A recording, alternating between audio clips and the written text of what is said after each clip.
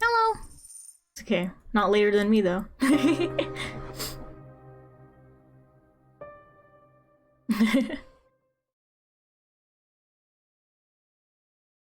Oh yeah, we came back. We're back to Michelle's at the mansion for the first time. I couldn't remember how long it had been since the capital had disappeared into the distance, but I'd been on the road for some time now. We long since left paved roads behind. The carriage rocked back and forth as it proceeded down the rough dirt path. For hours, I stared through the window as unfamiliar scenery flowed past. Eventually, a fog settled over the area, making it difficult to discern night from day. We made our way through dark, dense woods, and beyond them, like the world fading into view after a dream, a mansion appeared before us.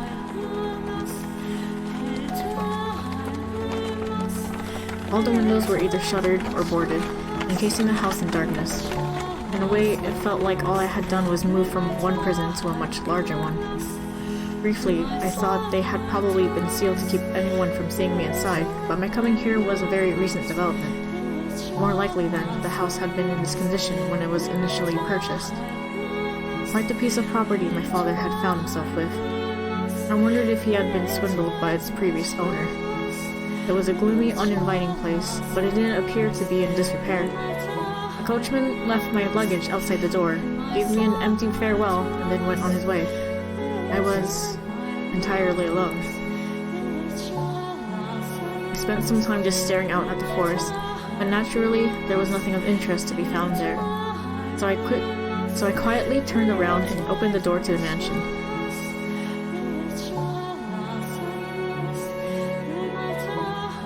It's certainly dark. I could barely even see my own feet.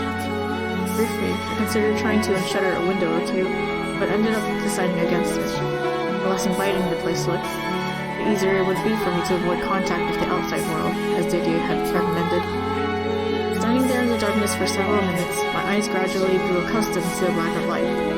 While it was hardly ideal, it was sufficient to take a look around the house. The inside didn't seem to have received the same level of care as the outside. Everything was dusty and the air was many years stale. But I wasn't in a cleaning mood, so I dug through my luggage for a bundle of candles, lighting one with a flick. Stained glass window.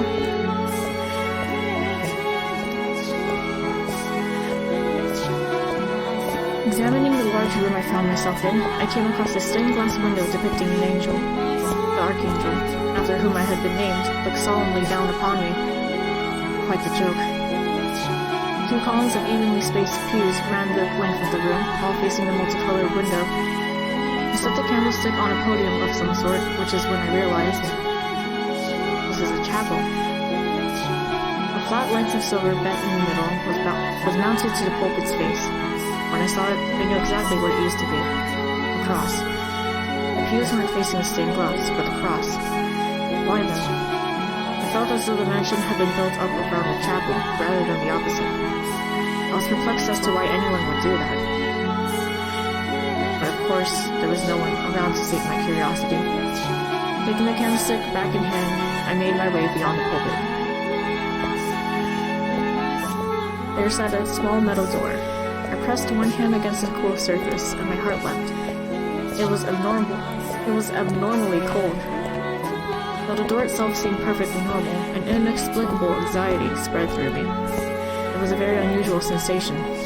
My instincts told me I should stay far, far away. And my heart told me it was my duty to see what lay beyond. What am I going to find back there? After a few moments' hesitation, I decided to act in opposition to my instincts.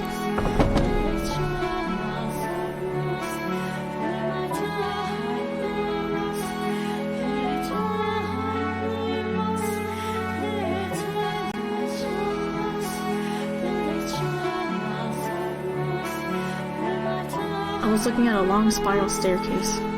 The wooden stairs stretched so high I couldn't tell where they ended. An observation tower, perhaps? As if being pushed forward by some inhuman force, I mounted the staircase. By the third or fourth loop, soft light began peeking into the tower through regularly spaced rectangular openings in the stone walls. Thanks. Update file. Download. There's one such window. I gazed outside, and far off in the distance, beyond the seemingly endless ocean of trees, I saw a small village. Nowhere I'm ever going to go. So many stairs. It had been quite some time since I had exerted myself this much. I hardly had any opportunity locked away in the chambers. With every step I took, I could hear my joints creaking and my muscles screaming. I was long since out of breath, only staying upright with the help of the wall. This is pitiful. Damn it. But turning back never occurred to me. I had to keep climbing, had to make it to the top. And it was that feeling of necessity that pushed my exhausted body upward. By the time I reached the top, I was practically gasping for air. Sweat streamed down my forehead. I wiped it aside, turning my gaze toward yet another door. But unlike the first... What on earth? A tangle of rope covered the surface. Layers upon layers of it, making its intent abundantly clear. Nothing shall come in or out. It didn't look like it had been put there recently either, as much of it was rotting through. Out of curiosity, I grabbed at the coil and yanked. The rope snapped in several places, chunks falling limply to the floor. That wasn't enough to allow the door to open, though. People only seal doors like this for a reason. Largely because they didn't want or couldn't allow others to see what hid behind them. Like what they did to me. For a few moments, I felt as though I was looking down at myself from outside my body.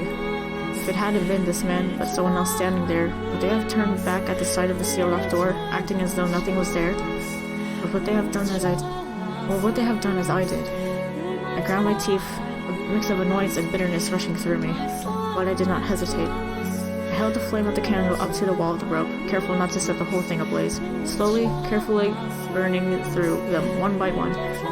It was repetitive and time-consuming, but I persisted, wiping away sheets of sweat before it streamed into my eyes. The sun was well on its way down before I finally managed to expose the door.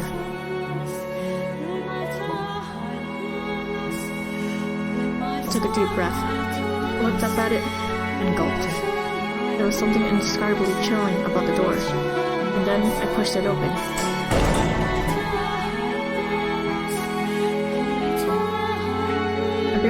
A barely noticeable breeze brushed past me. A single ray of sunlight shone into the room, coming from a single window sitting high atop the wall.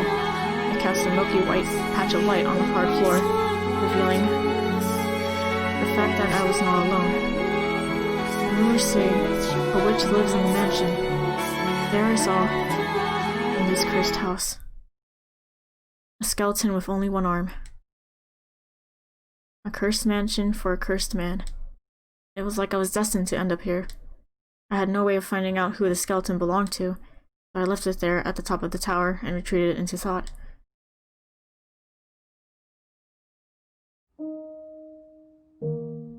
I wondered to myself, how had the one-armed person died?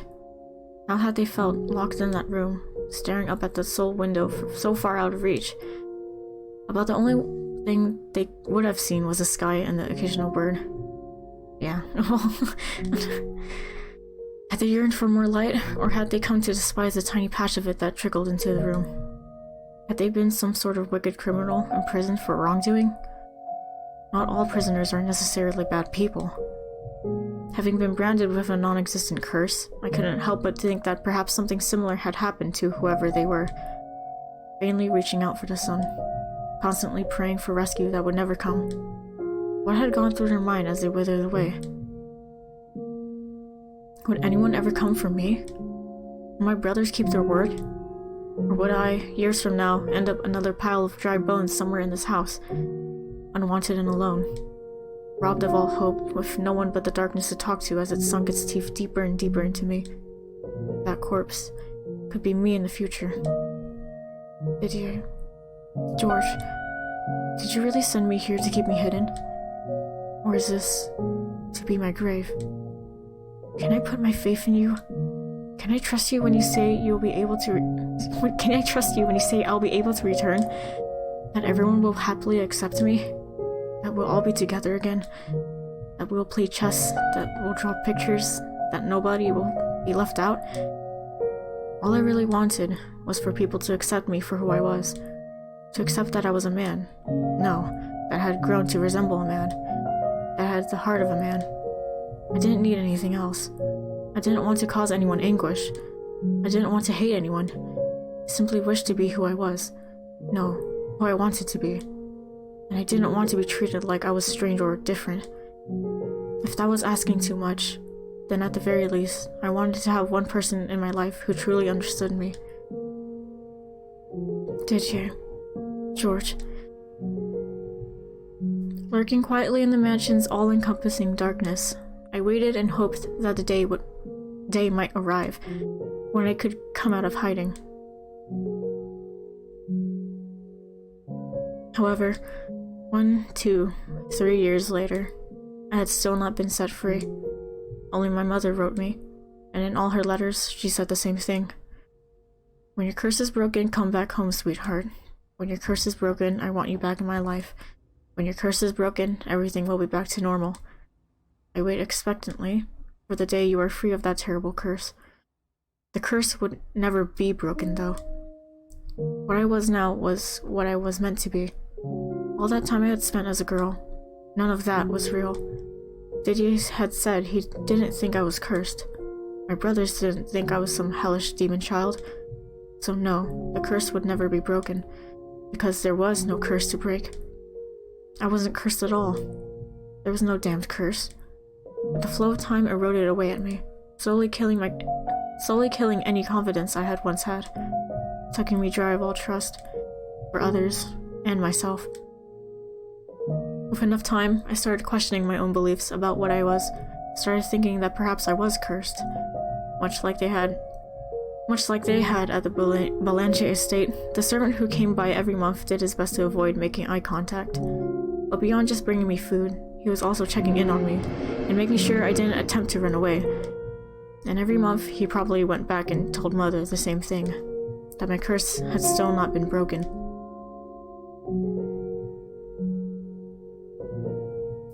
Do you have the answers I seek, O Father in heaven?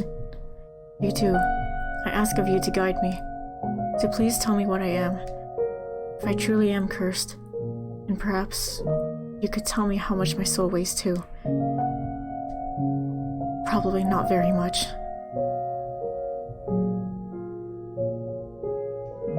I spent enough time alone in that dark mansion to drive anyone mad.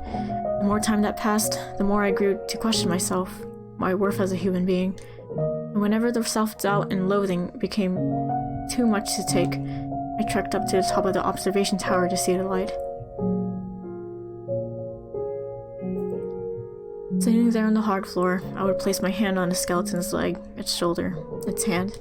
From the size of the bones, whoever it was appeared to have still been young when their life withered away. Poor child. Even I feel blessed, compared to you. Oh, how miserable it must have been, locked away up in this tower, to have your arm mercilessly severed. You have my pity, though. I alone shall mourn your death, and I alone shall take comfort in your presence. You poor, poor child. By pretending to pity someone who had had it worse than me, I was able to feel somewhat better about myself, because if I was in a position to pity someone else, then, conversely, I wasn't in a position to be pitied. Vainly, foolishly trying to convince myself of a lie, I spent hours, days, alone in that tower, holding the dry bones in my arms. Now there was a sight to lend credence to my alleged madness.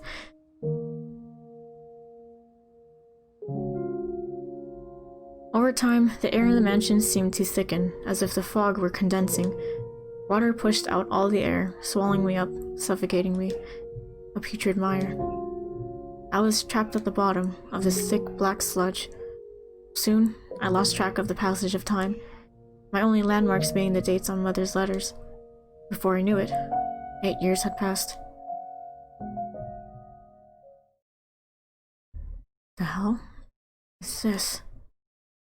I hadn't heard my own voice in so long, I had almost forgotten what it sounded like. There was a delivery that day, but it wasn't the usual package. The servant was instead carrying a large rectangular object draped in cloth. Shoving that into my hands, he said, "The regular supplies will be here in a couple days," and then ran off. Presumably, he was afraid to spend any more time than necessary with the cursed man, but I didn't bother to say anything about it.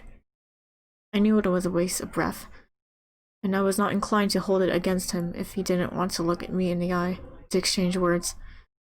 All I could reasonably do was sit back and bear it. As long as I kept my mouth shut, the man could do his job in peace. By the candlelight, I began unwrapping the package the servant had delivered. From within, a sheet of parchment fell to the floor, and inside the package was a painting. Just looking at it, I couldn't tell what it was, aside from the fact that it was a portrait of a woman. I knew those brushstrokes, though. They were very distinctly George's. The woman depicted had white hair. White hair. There was a flash, a fresh jolt of the pain that had nearly faded away. A half-dozen needles piercing my chest. So much blood had spilled from those gouges, I had long since lost any sensation of pain, but now it was back. No, George, you didn't. My whole body froze. The blood in my veins came to a halt. I couldn't breathe. I was drowning in a pool of imaginary water. I crouched down to pick up the sheet of parchment. It was a letter in Mother's handwriting. The first line read, as it did in all our correspondence. My beloved daughter Michelle, every day I pray that your curse might be broken, but lately I have come to think that perhaps the reason you remain cursed is because you have forgotten what you are supposed to be. Bruh. So long you have spent in that accursed form, it is little surprise you would lose sight of yourself. How can you return to your true self if you do not even remember what that is? So I asked George to paint you a picture, hoping it might help you break free of your curse. You are a beautiful young woman, my dear Michelle. I presume you have already seen the painting. It's lovely, wouldn't you agree? That flowing white hair, and skin like glass, those deep enchanting red eyes, those slender fingers and modest feminine frame, those soft lips. It is not you when you were younger, though. Instead, I hadn't imagined what you would look like now. That is what you will look like when your curse is broken. Isn't that wonderful? Imagine it. Envision yourself, your true self. Remember who you are. Recall your true self. I wait eagerly until the day you come back to me, looking as beautiful as you do in this painting. My dear, sweet Michelle. This is you. This is the real you. You are beautiful, my little girl, and I love you dearly. That awful fuss all those years ago, we can pretend none of that ever happened. Forget all about that dreadful thing that curse made you. Become the girl you used to be, the girl you were meant to be, so we can once more be a happy family. I'm waiting, forever waiting for you. God, it just rubs in more and more. No!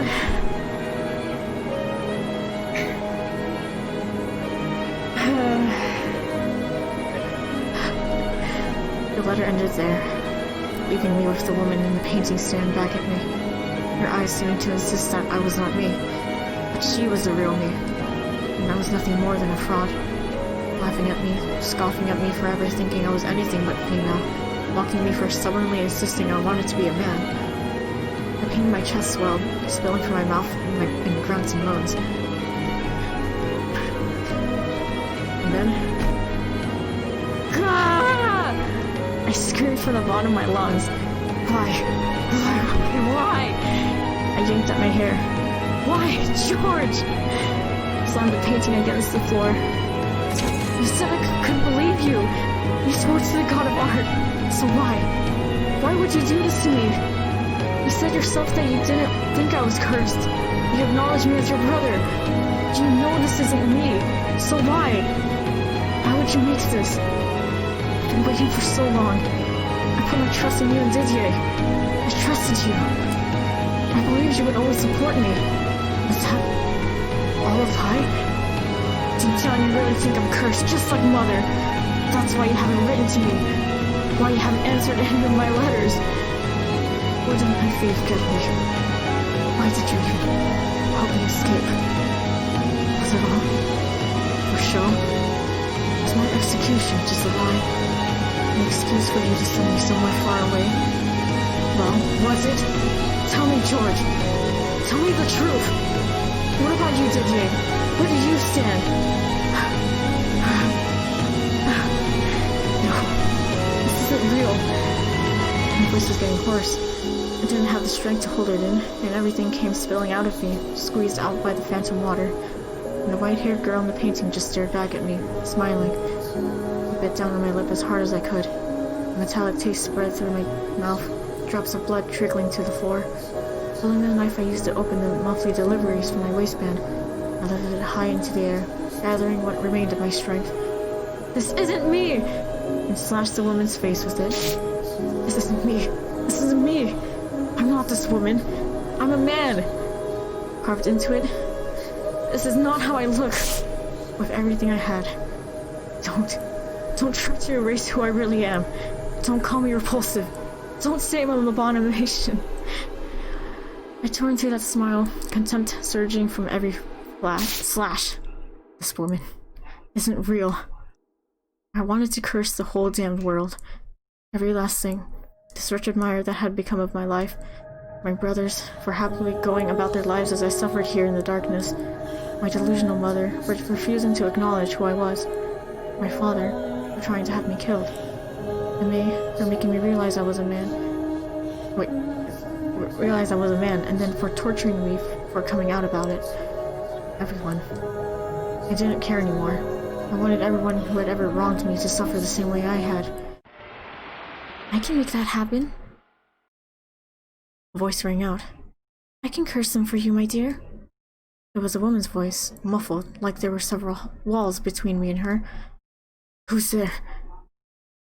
I swiped up my candlestick, thrusting it forward to the sides behind me, but there was no one else around.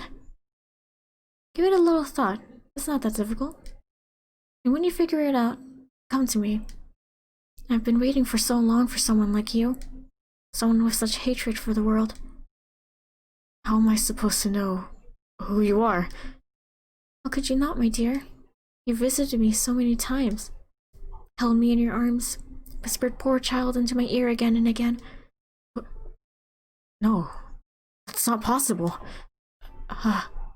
See, I finally truly lost my mind. If that's what you wish to believe, that's your choice.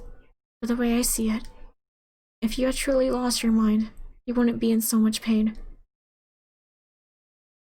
The voice, still muffled and unclear, seemed to be coming from somewhere far away and very close by at the same time. Find your way to me, and open the door once more. Let me out of my cage. Give me your hand. I knew in the back of my mind that it was all absurd, but nonetheless, I did as the voice said. I let myself be drawn in by the pleasant whispers. The Archangel stood proudly upon his glass perch, looking down at me. His gaze almost seemed judgmental, but I marched for the tower unconcerned. For so long I have been waiting for the day I would be rid of this darkness, for the day someone would truly set me free. When you arrived at this house, I felt the hands of fate at work, that you were led here, that you were meant to come to this place. Even though there's so much to get here, I know your pain. I know how it feels to be locked up, to be tortured and used for others' gain. You were the only one to ever have pity for me.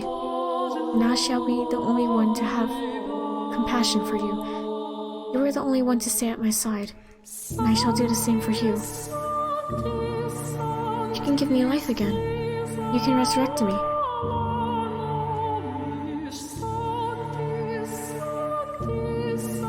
Now, open the door, Michelle. I felt like I was no longer in control of my own body. The voice was tender in a way unlike either mother's or May's, enticingly so. Standing at the top of the observation tower, I pushed open the door. And the first thing I saw was the ray of light shining through the window. And nothing else. Thank you for opening the door. It was empty. The skeleton, which had been sitting there as long as I had been at this house, had vanished without a trace. I spun around, my gaze darting back and forth across the chamber, but there was no one there, only her voice whispering in my ear. You made this possible. You gave me the chance to have my revenge. Revenge? Now, I can make those men suffer a hell even worse than the one they put me through. Constant, everlasting despair. Their flesh may turn to dust, but so long as their souls live on, their torture will know no end.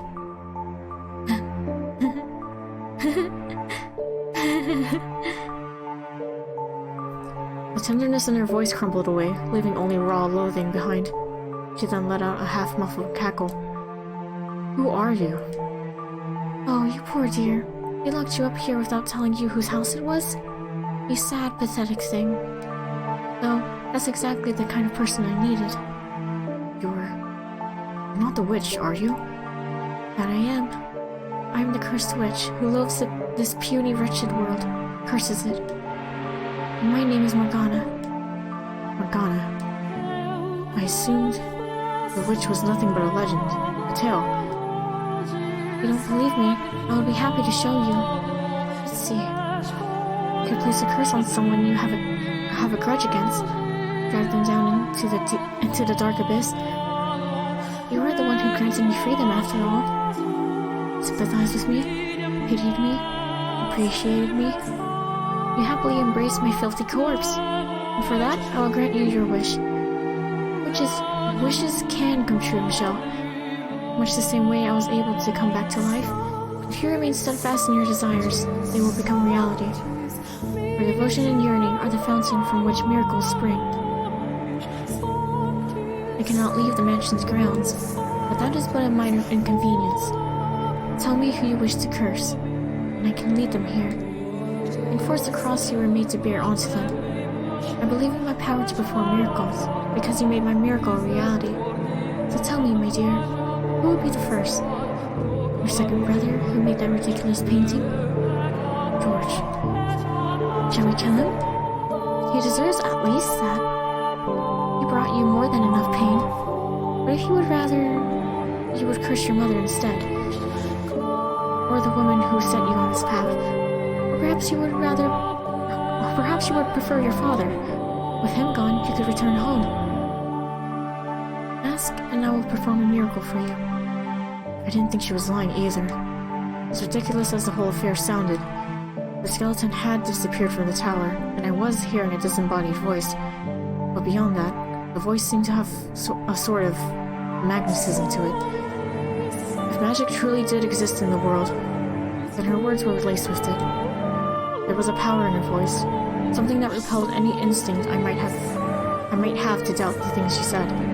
So I, on the verge of losing my grasp on reason altogether, believed every word the witch said. I wanted to curse them.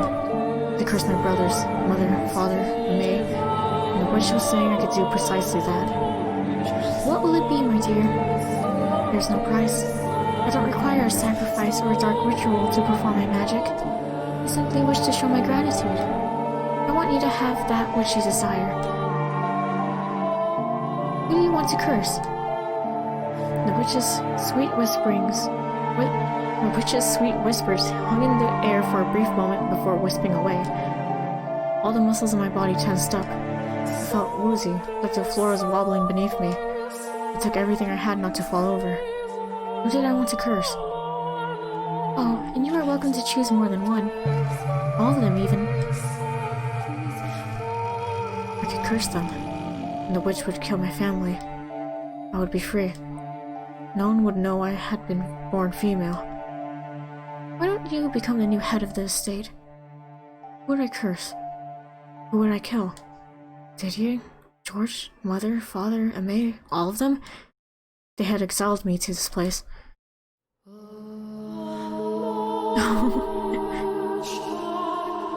Have your revenge.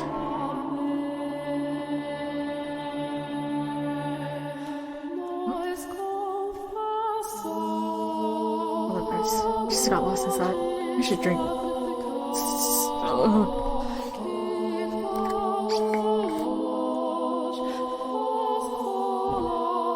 drinking tea this time.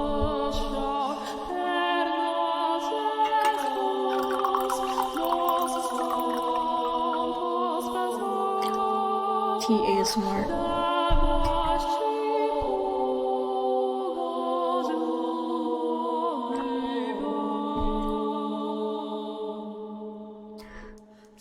A black butterfly fluttered across the room's single shaft of light. As I stared absently up at it, dozens of memories, of emotions, flashed through my mind. But at the end of the day, we're family. We can get past anything. With enough time. Everything will go back to the way it was before. Just like it did for myself and George. I don't understand. Why would I think about them now? They've abandoned me. Left me in that room for 2 years, and then left me here for 8 more. They don't care whether I'm alive or dead. So why should I? Why should I?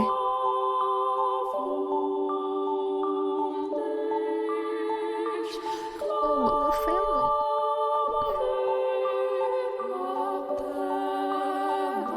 Have you made up your mind? I have. Then tell me, my dear, who will it be? Who will you curse? No one.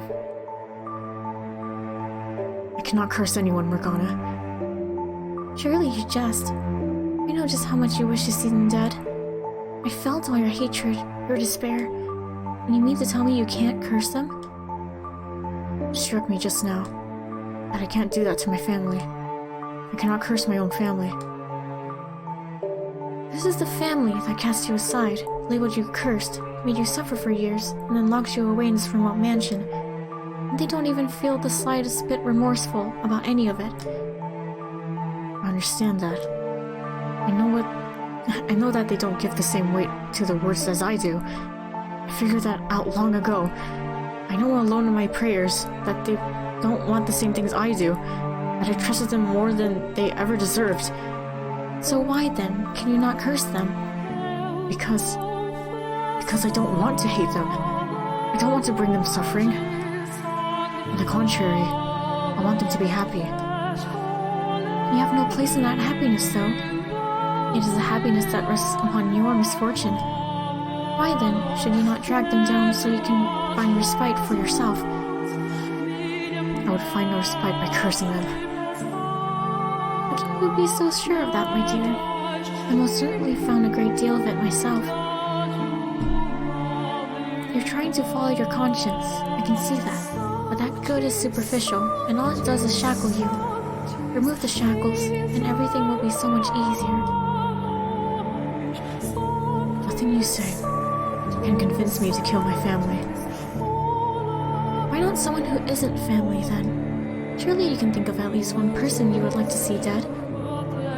Oh, I most certainly can. I could kill her 12 times and it wouldn't be enough. Just because I would be happy with her death doesn't mean there aren't people who would be sad to lose her. Remove any one person from that group and the whole thing could come crashing down, all because I couldn't restrain my own hatred. Your concern for them will devour you. Don't think I'm not aware of that. You aren't. You don't know that at all. The only reason you give them any consideration is because, deep down, you still have hope. But hope has a way of forsaking those who give it a home. You have a problem, and you need to take care of it before it kills you. You and I, we were cut from the same cloth. While you may still care for your family now, in time, you will come to curse them. Consider that a warning, Michelle. Your hatred, your curse, is what brought me back to life. There is no getting around that. We do have plenty of time, though. No need to rush to a decision. I'll show you what it is you truly desire deep, deep down. And I'll show you again and again until you finally acknowledge it. The black butterfly hovering by the window disappeared, and the witch's voice grew distant. Overwhelmed, I collapsed to the floor unconscious. Had I really said what I did out of love for my family? Or was I just afraid of crossing that line? Was Morgana right? Was my heart now home to a terrible monster? If I actually had resurrected the witch with my hatred, maybe that was what I was now. Darkness seeped down over me once more. I was again encased in a pool of despair. Slowly, ever so slowly, it wore away at me, eroding me into nothing. If I didn't come up for air, I soon would take the witch's offer. Cackling like a demon, I would place a curse on someone. I would kill them. Reviving her was a mistake I never should have made. And not for the greater good, or anything so noble. No. Every time she spoke, a little more of my spirit died.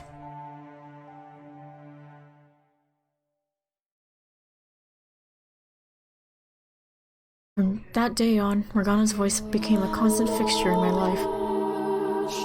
Curse them, kill them, curse them, she serenaded directly into my ear. No matter where I hid or how deep I put my fingers in my ears, her voice resounded directly in my head.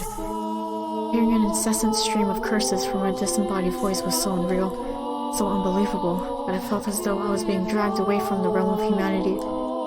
There was an odd, unsettling magnetism in her voice, allowing her malevolence to seep into me. It was downright torturous. Curse them. Revile them. Do you really need to be in your right mind, honestly? Your fixation on holding onto your sanity is what's causing you so much anguish. Admit it. There's more darkness, more seething malice inside you than anyone else. That's why you were the one who resurrected me. Admit it. You do want to curse them, don't you? You do want to kill them, don't you? No, I don't. I don't want that at all. I've told you this already. You're so desperate to deny it, Michelle. It can only mean that is true. You would be able to maintain your calm if you were truly free of guilt. I do not wish to kill Didier, or George, or Mother, or Father. I have no desire whatsoever to see them dead. Your constant babbling is messing with my head. Be honest with yourself, Michelle. You do imagine what it would be like to hold their warm intestines on your hands, standing over their bodies.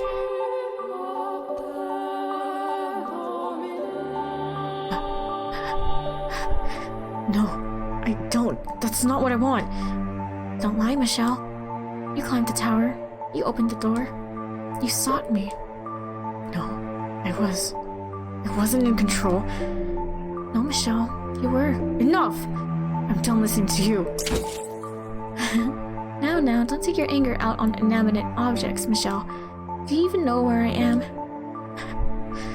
Where are you? I'm standing behind you. In front of you. Now, I'm beside you. You're just playing around with me, Morgana, mocking me for your own amusement. Not at all, my dear.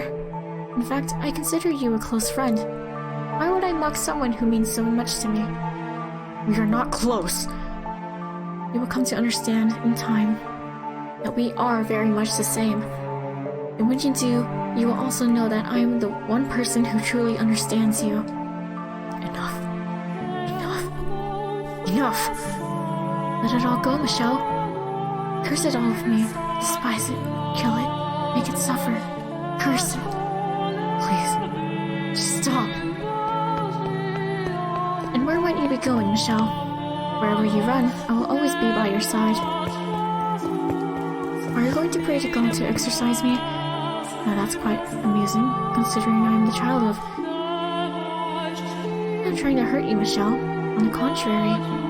Stop talking. Please. Just stop. I want to set you free from your misery. I can't take it anymore. Please just be quiet. Who's there? I'm here to deliver your monthly package. I see it. Michelle? Is something the matter? I opened the door, and there stood a servant on the Blanche estate. She seemed to be quite perturbed by the sight of me. I must have looked terrible. Morgana's voice, the words, sapped my spirit dry.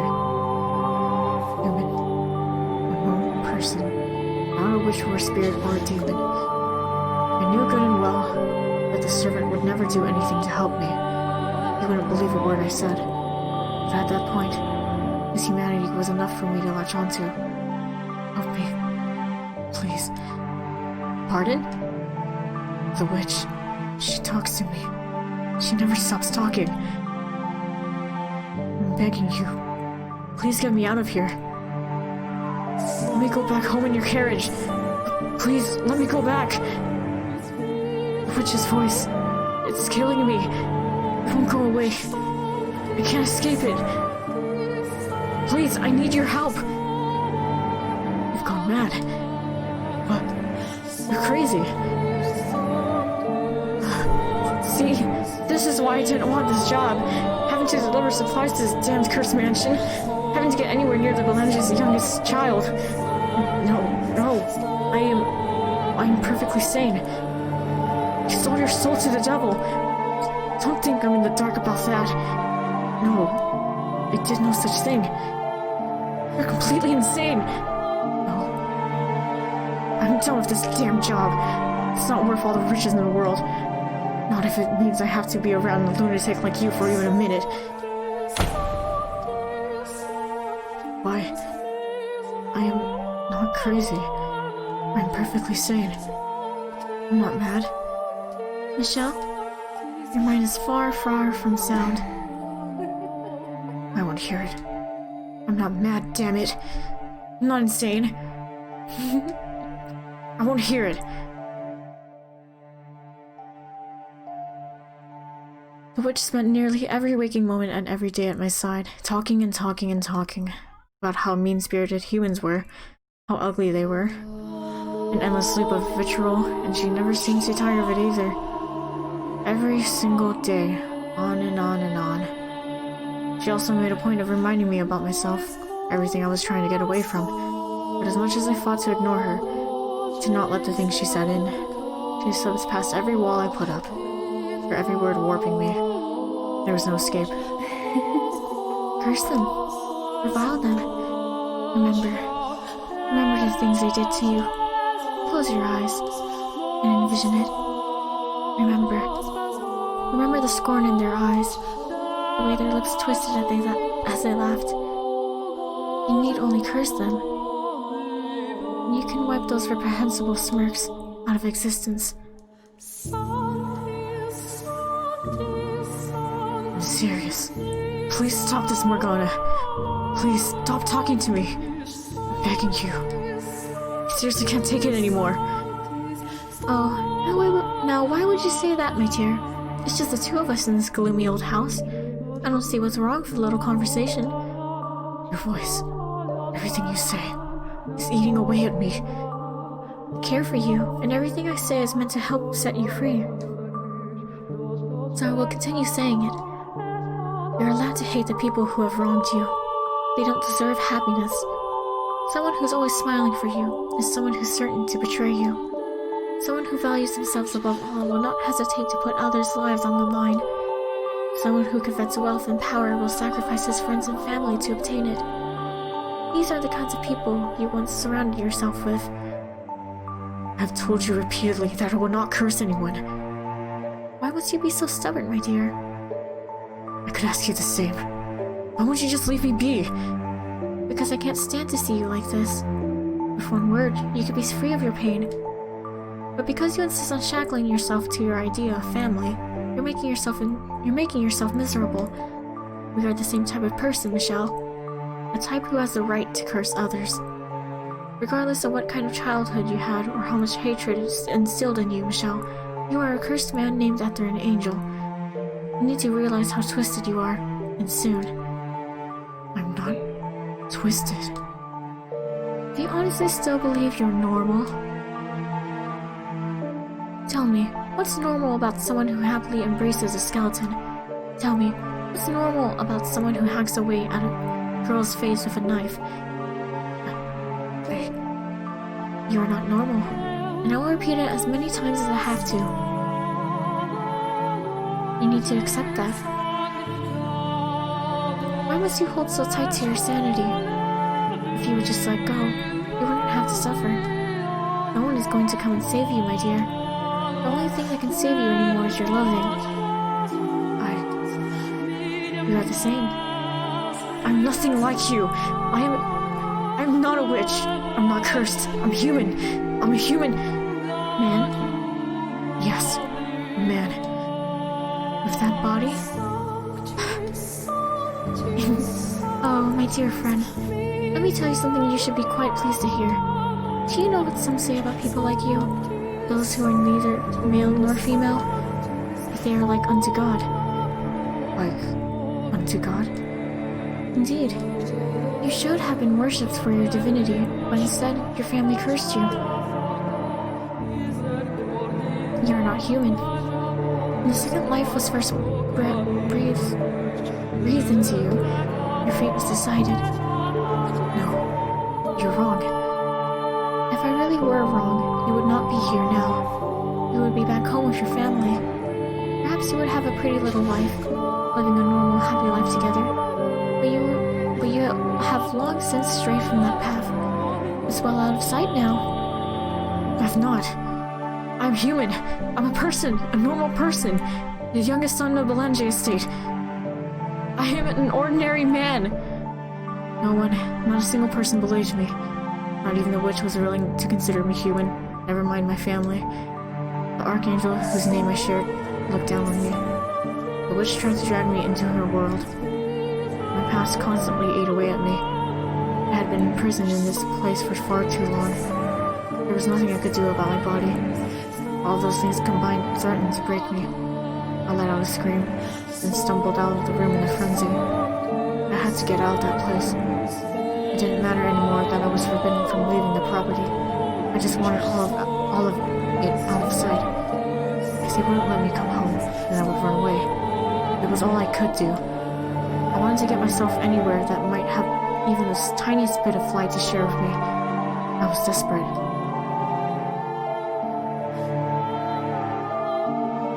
Someone! Anyone! Please! Tell me I'm human! Tell me I'm a man! Anyone! Please tell me I'm not cursed! When I opened the door, searing light pierced my eyes. The world quickly went white. I couldn't see a thing, and then... my arm began to burn beneath the sunlight. Black smoke rose from the sizzling flash. A sickening stench filled the air. Excruciating pain quickly spread to the rest of my body.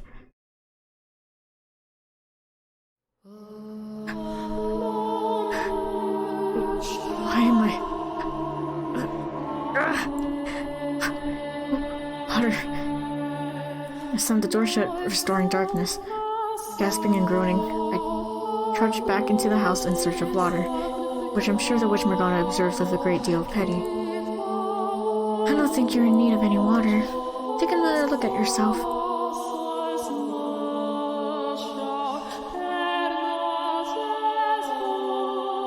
With what little light managed to worm its way into the corridors to guide me, I dragged myself to the chapel, stopping beneath the pale light shining through the stained glass window. I wasn't burned. In fact, my skin hadn't even turned the slightest bit of pink. There was nothing wrong with me, as far as I could see. Where had that pain come from, then? And the distinct stench of burning flesh. This is your doing, isn't it, Morgana? I know what you're experiencing. It's happened to me too.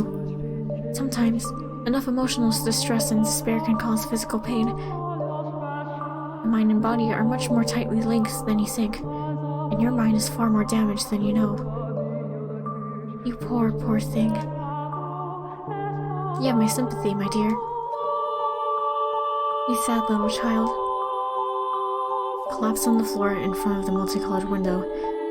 I felt like the whole world was closing in on me, or perhaps metamorphosing around me. I was completely and utterly cornered, and there was no getting around that, which left me with only one option: to stop fighting and accept the harsh reality before me. It would make everything so much easier. The whole world said there was something wrong with me, and I was the only one who tried to deny it. So in the world's eyes, that meant there was something wrong with me. I was abnormal. I was irregular. I was mad. I was cursed. I was not human. I was not a man. Oh, no, Michelle, no! If I'm not human or male, maybe I should just call myself a witch. I did, however, remain firm in my refusal to curse anyone, unwilling to give up that last piece of me, my humanity. Everything else I let go of, which took a great deal of weight off me. I stopped caring, and I stopped thinking. I stopped wanting someone to accept me, and I stopped wanting to run away. Sunlight no longer caused me agonizing unseen burns, but in exchange, I became emotionally empty. I discarded my faith and my hope, building a shell of cynicism and closing myself within it. And in time, that became my normal. I began to believe it was what I wanted. Tranquility filled my days. Time charged onward at an almost imperceptible pace. The witch's whispers no longer caused me aggravation.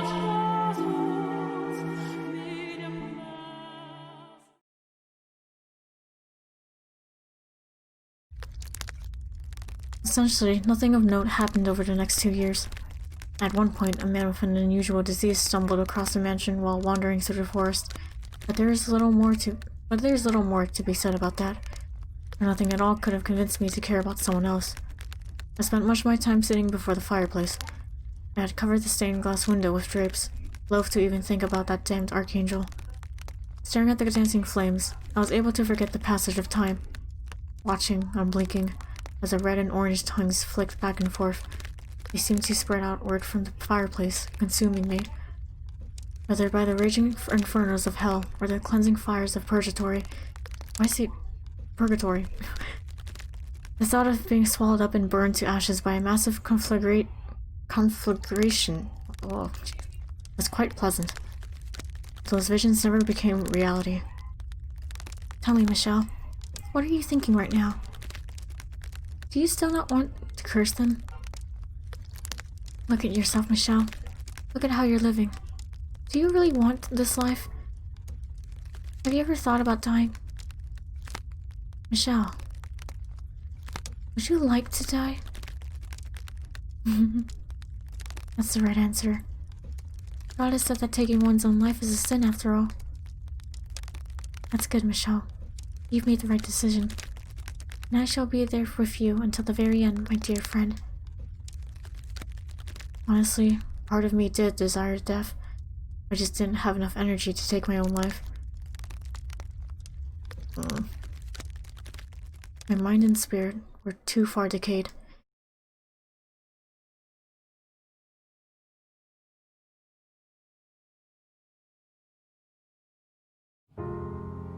However, in my 10th year, the door opened once more, and time sputtered back into motion.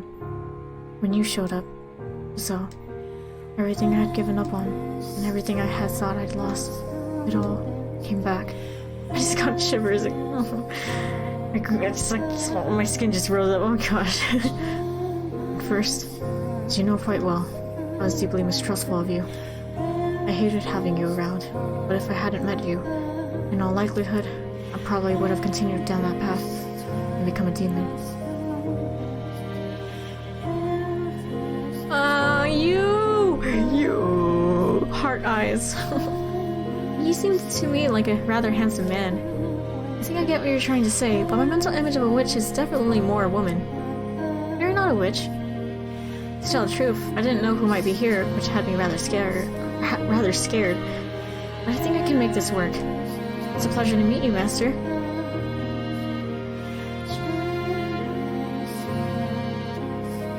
After taking care of Giselle, I returned to my room.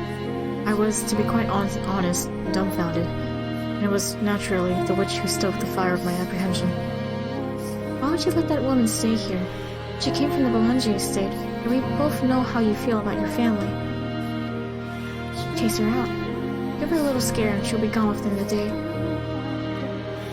If you would rather not, I could always frighten her in your place. A rattling window here, a couple broken glasses there. Small things like that to accentuate the eerie atmosphere. Are you going to say anything? Why do you care about her at all? Oh no, don't be like that. I live here too, so why shouldn't I care? I'm not fond of noisy people. Or sprightly women like that one. It's something we can both agree on, isn't it? You don't like that woman, do you? The more a person smiles, the less you can trust them.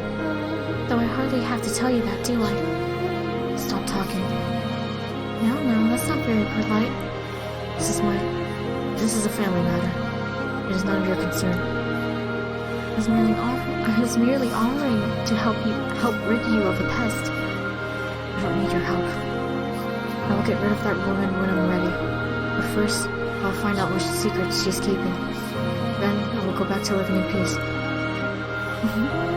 Very well then. That pest has no place in your sweet solitude. The world before you now is so much kinder, so much warmer than the one you used to know. Well, good luck then. And if you need a helping hand, don't hesitate to ask. Oh, and by the way... What now? You've changed, my dear. And I like you so much better like this. I always hated how much you looked human. You were blessed with a body like unto God. You were personally created by His hands. You can only dream of having what you have, but you only wanted to deny it. Now, though, you have the part much better. A saint, resurrected by the closest living thing to God. Perhaps this too could be considered a miracle. Morgana. Yes? You're a deranged, delusional woman. Why, thank you.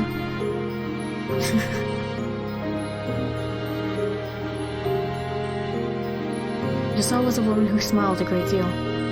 Her jade eyes seemed to glimmer every time she made a new face, and the more she smiled, the more vibrantly she spoke, the more suspicious I became. I couldn't trust someone who smiled that much, especially not a woman, and the way she kept trying to get friendly with me didn't help that impression at all. I had a hard time believing she honestly wanted to get to know me. I couldn't help but think she was trying to fish for information. Anyone who tried to get close to me had to have some ulterior motive, like a May, who had only done so to satisfy Mother.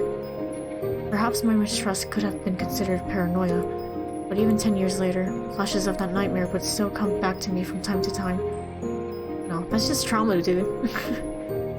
It would take more than a few attempts at being nice for me to trust a stranger.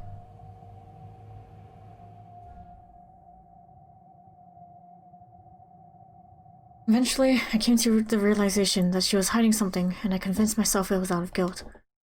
So I wrote Mother in search of something I could use to tear her down, to get her out of here. I should have listened to Giselle rather than Mother or the witch, but I had conflated her with May in my mind, so I was unable to see where the truth really lay. I was only able to perceive her as malicious. So instead of her, I put my faith in Mother's words, despite Mother never once doing the same for me.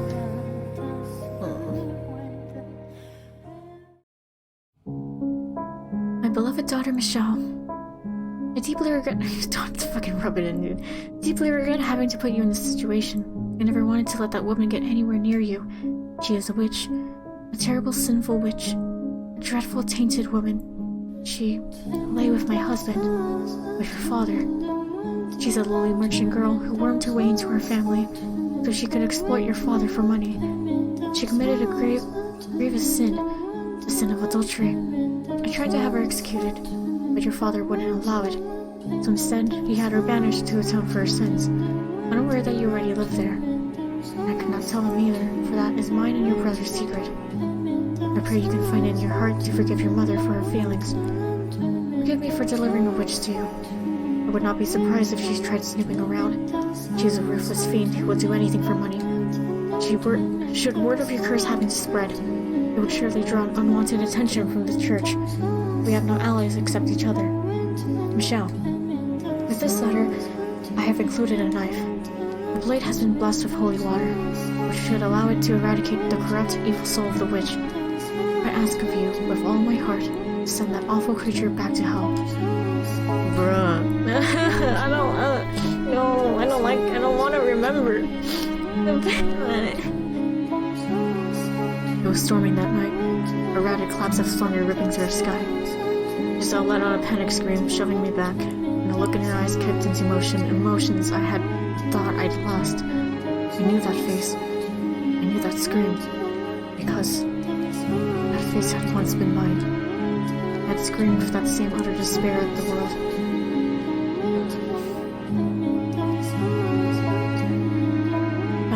things were. Yes, finally. It's quiet again. I'm honestly surprised she stayed as long as she did. In a way, tenacity is rather impressive. Not many would persist for so long in the face of such obvious disinterest. But you know no one would try to get friendly with you without good reason. Information about you carries considerable weight outside these walls. What's the look on her face then? Is that really her just putting on an act because I revealed her scheming? If you think she was afraid of you, you're mistaken. That's how people behave when their sins are brought to light. She was screaming though. She looked genuinely terrified when she knocked my hand away. I'm not going to let a woman's screams cloud your judgment, are you? A woman can make a weapon out of anything. Tears, smile, fear. The day she arrived, you recognized her smile as fake. So surely you aren't going to fall for this? I'm not falling for anything. I feel like I know that frenzied panic. Something doesn't add up. Just nothing, my dear. In fact, what perplexes me is why you didn't simply kill her when you had the chance. Were you afraid of the sight of blood? The blood of your tormentors has no more worth than that of a wild boar. You should have sliced her throat without a second thought. Although, I suppose that would have made quite the mess. Now, that makes more sense. You were not afraid of hurting her. You merely didn't want the burden of having to clean up afterward. How very like you. Quiet. Oh, come now. The woman's finally gone, and it's back to just the two of us. You don't want to talk? Silence, please. As you wish. I'll celebrate your accomplishment in silence, my dearest friend. I imagine she's out there, half buried in the cold earth by now.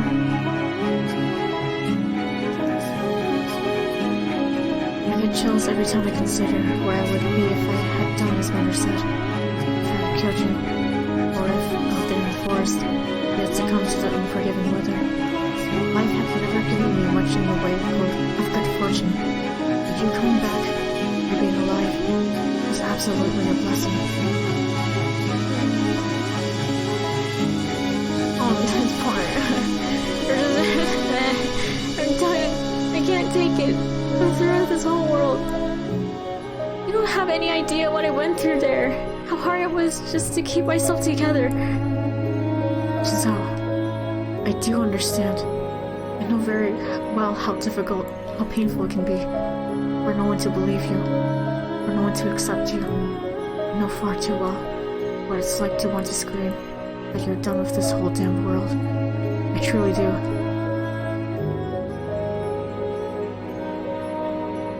That day, for the first time, we saw past the surface. We got to know each other as people. It was nothing more than a single small step, but for us, it was like we had moved a mountain. I still remember how the light felt. As it shone through the windows we opened together. It didn't burn. And while this might sound melodramatic, I feel safe in saying it was probably the gentlest light I had ever felt in my life.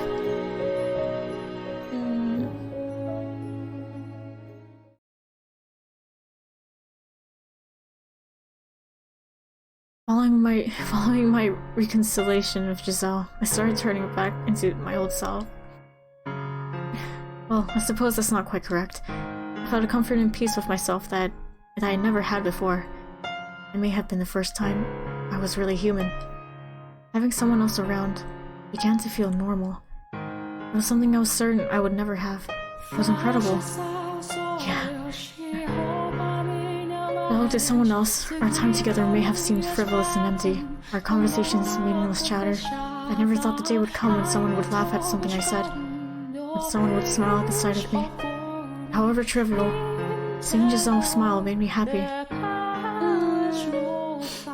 Oh, darn it, where'd you get off to? Are you here? Or are you in the vase? What's all the racket? Is something the matter? Master. Yes, a cat. Uh-huh. A cat? A naughty little cat's been sneaking into the cellar the past few days, so I'm trying to catch him. If you happen to come across him, don't let him get away. Right. And what will you do once you've caught him? Well, I don't want to punish him. That would be mean. If he insists on coming back, I think I'll take him in and teach him how to be a house cat. You mean to keep him? Are you not fond of cats, Master? I don't mind them, no. And there you have it. I hope he doesn't take too long to warm up to us. Maybe it'll help if you give him a name. Ooh, a name? That's a great idea. What should we call him then? You decide, Master. You want me to pick a name? This is your house, after all. So it's only right you would be the one to choose. Yeah. I'm not sure I follow that reasoning. What does the cat look like? Well, he's wild, so he's dirty, I guess. And he's kind of got some spots here and there. Is he ugly? I'd say so, yeah. Alright then. Ugly Speckles MK2.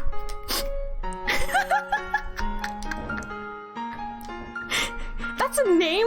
Why on earth would you call something like that? And what does MK2 even mean?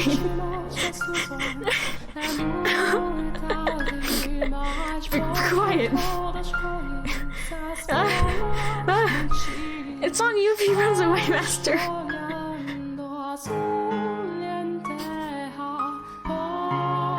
Oh, Mark 2. Fuck.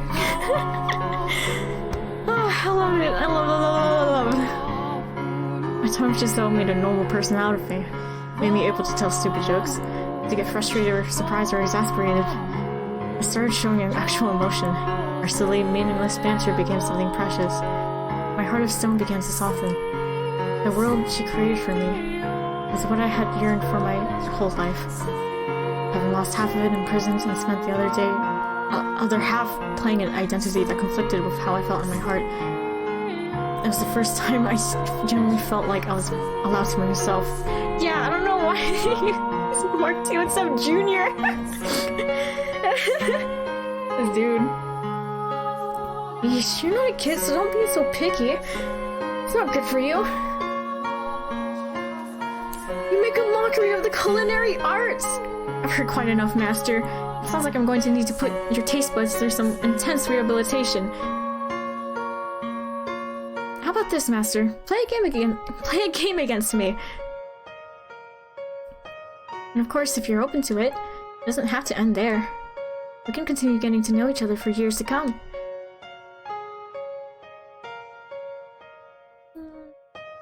Giselle, though I did my best not to show it, I think that I treasured our time together even more than you did. I'd latched onto it, desperately refusing to let go. I needed it, and he needed you.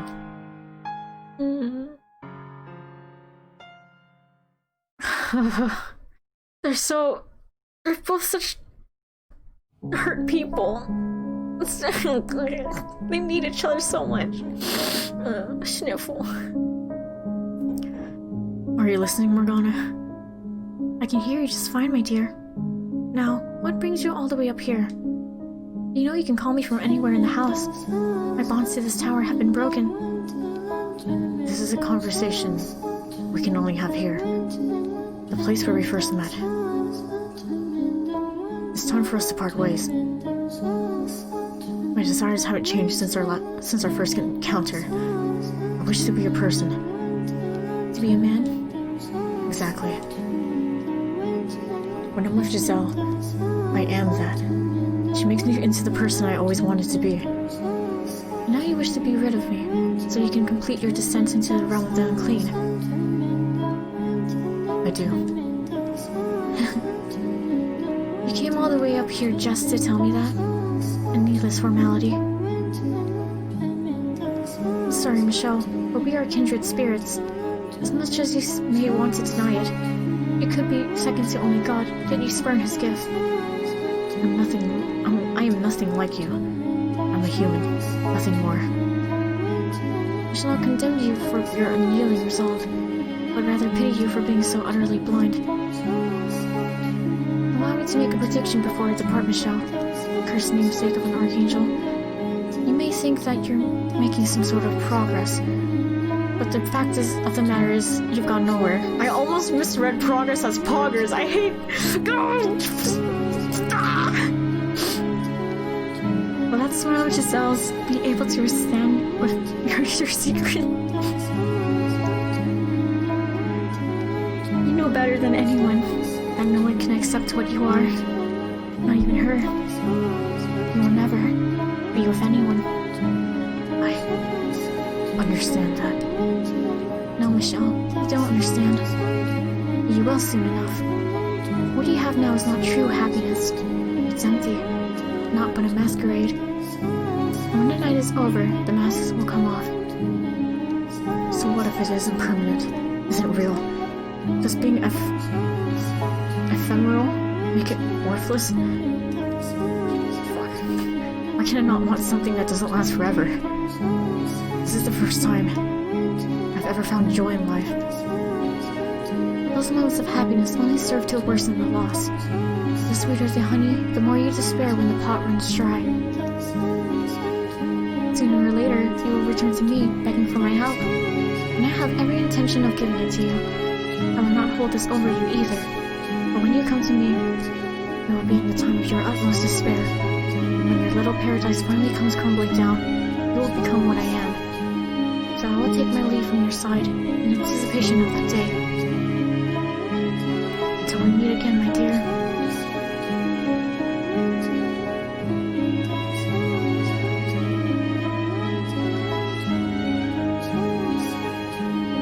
Oh, hello, Master. I was just looking for you. I heated up some wine and thought you might... Is something the matter? No. No, I'm fine. Thank you. No, it's nothing. All I did was warm it over the fire. Are you sure nothing's the matter? Wait, I shouldn't be hearing the witch's voice anymore. So yes, I'm fine. Oh, wow! That's wonderful news, Master. It is.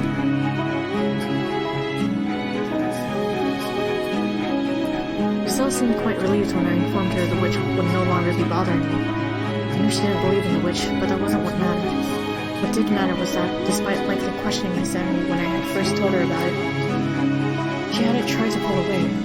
She treated me the same as before. She never stopped smiling. And that meant so much more than whether or not she believed in the witch. Morgana's voice no longer constantly in my ears. My life started to feel like some approximation of normal. In fact, I would say I was probably happier than most. Nevertheless, I intended to keep a certain degree of distance between us, for what the witch had said rang truer than I wanted to admit. I will never be with anyone. I've been born into this body, that was my reality, and there was nothing I could do to change it. I had come to accept that, or so I had thought.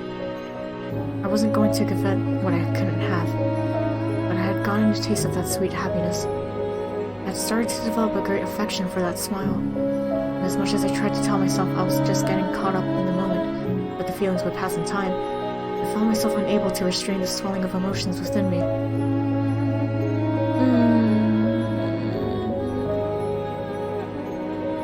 That day by the fireplace, I thought that all I wanted from you was friendship.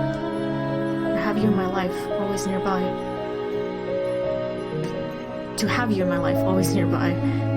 I thought that if we were simply friends, I would still be able to see that smile, even if you were to learn what I was. That if we were merely friends, you would be able to accept that. So I would keep these things I felt inside, at all costs.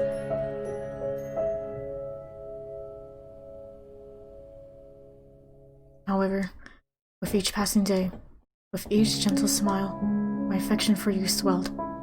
It reached a point where, as hard as I tried to keep it contained, all it would take was the slightest nudge for it to come spilling out, and it made me desire what was out of reach.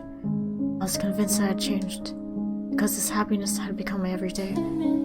I had no right to any such thing, but I came to wish that I could be the center of your life. I yearned for you, and I wanted you to yearn for me.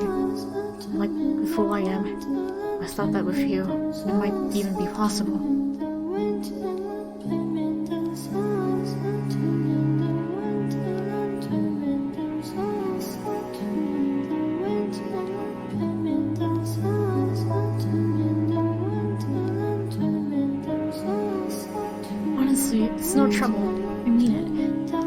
by surprise, that's all. I am pleased. Doesn't matter how it turns out. You drew it for me, Master. Whether it's good or bad, it's irrelevant.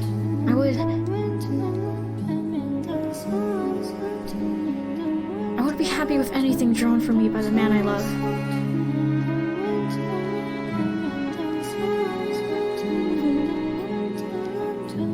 That one word set me into motion, where I had long since fallen deeply, utterly in love with you. And there was no escaping that.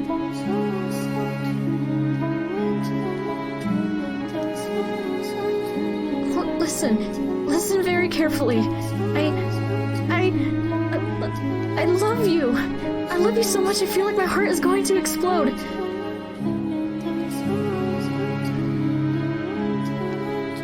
Nevertheless, there was also no escaping my past. What I was, knowing I could never truly be with you, that I could do nothing about this body, and pushed you away. Seeing all the color drain from your face, I knew I had to take that step. I thought that maybe you could change my world, if you really did love me as much as you said. Together, we could change everything. We could walk a new path side by side. And so, I decided to trust my heart.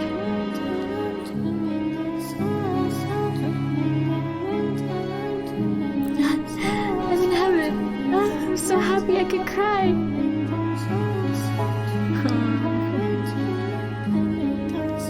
I too was elated.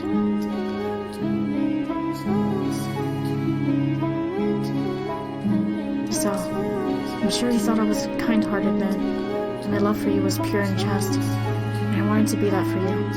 But beneath the surface lurked indecent desires. Despite saying I didn't want to hurt you, that just having you by my side was enough, my desire bubbled up at the warmth of your skin. And Poppy too. I wanted to let that heat take over, to let my hands run free. I could feel it burning inside me. I longed for intimacy, not just emotionally, but physically. I wished I could lay you down in my bed and satisfy those desires. I wanted to make love to you. Unfortunately, that was not possible. I didn't have the ability. No matter how hard I tried, my body lacks the capability to be one with you. I can pray, I can long, I can wish all I want, and my body will never be what I want it to be. Not with that attitude. I'm gray. For I have always known my true color. I have no way of becoming it. My heart has always known what I am. The world refuses to accept it.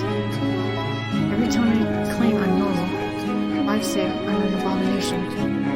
Would it really have been too much to ask for me to be more normal? To let me be who I truly am?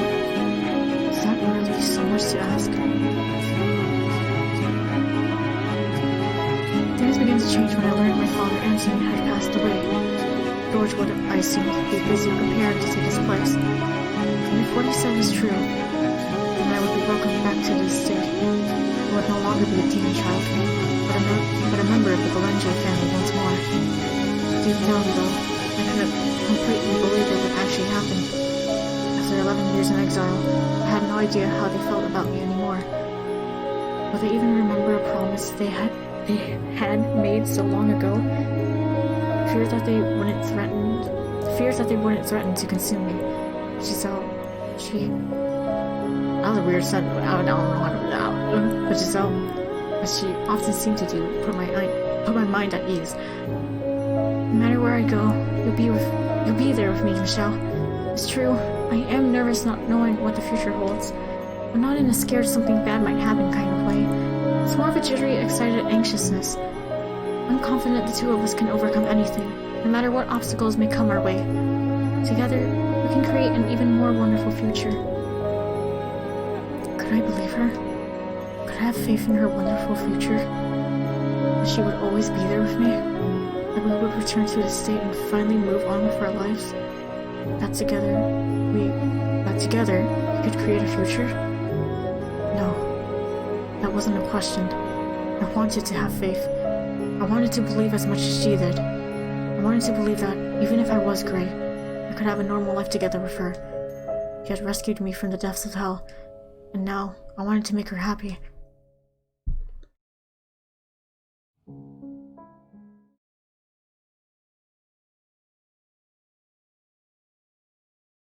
After taking that step in our relationship, I made numerous attempts to reveal the truth about what I was, but every time I tried, sharp pain gripped my chest, and my words faded into nothing before they could reach my lips. I knew that if our relationship were to continue, I would have to tell her eventually, but merely imagining her face twisted in disgust nearly crushed me. She was everything to me. And so, as we prepared for our departure, I decided it was time to make some changes. It was time for me to break out of my rut. And what happened next depended largely on whether Mother and my brothers were willing to accept me as a man. The course my future took was in their hands, in their hearts. If they couldn't accept me, then I couldn't return home. I prayed from the bottom of my heart that things would turn out for the best, and my family would accept me for who I was, and that they would accept what I had with Giselle. I decided I would tell Giselle everything after I received their responses, and I hoped dearly that she would join me, wherever I ended up. I couldn't provide Giselle the same kind of happiness a normal man could, but if she and my family accepted me, I would do anything I could to build a happy family with her in my own way. And so, I sat down to write. Dear Mother, there's something I wish to tell you, something that means a great deal to me. So I ask of you, please hear me out, and I ask of you, please accept it. Mother, I no longer bear any resentment for my present lot in life. Nevertheless, I would ask of you to concede one thing, that I was never cursed, that I was always your son, that I am Michelle, not Michelle. I have found someone whom I care for dearly, a woman, and I love her with all my heart. I would like to spend the rest of my life with her. We do not wish for much, simply to have a quiet life with her, to go through our days together, man and woman. That is the one thing I want. Mother, I know you're aware that my body is no longer female. I am a man. My heart is male. And I ask of you to please accept that. I have no grudge with you. In fact, I'm incredibly grateful to you for bringing me into this world. With love, your dear son.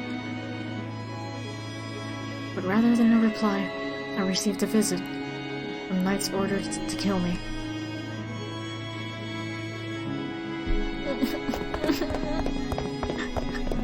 Michelle, tell me, why do you think this is your fault?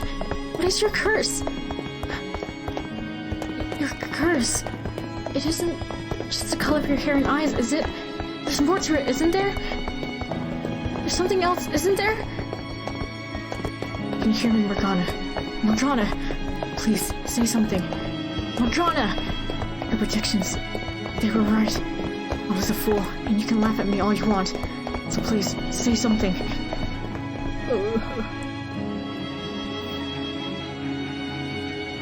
Death. Death to the Unholy One. Death to the Heretic. Death to the Witch. Won't you answer me, Morgana? Why can I not feel you there beside me? You said you would help me when I came for it. Well, here I am begging for your help.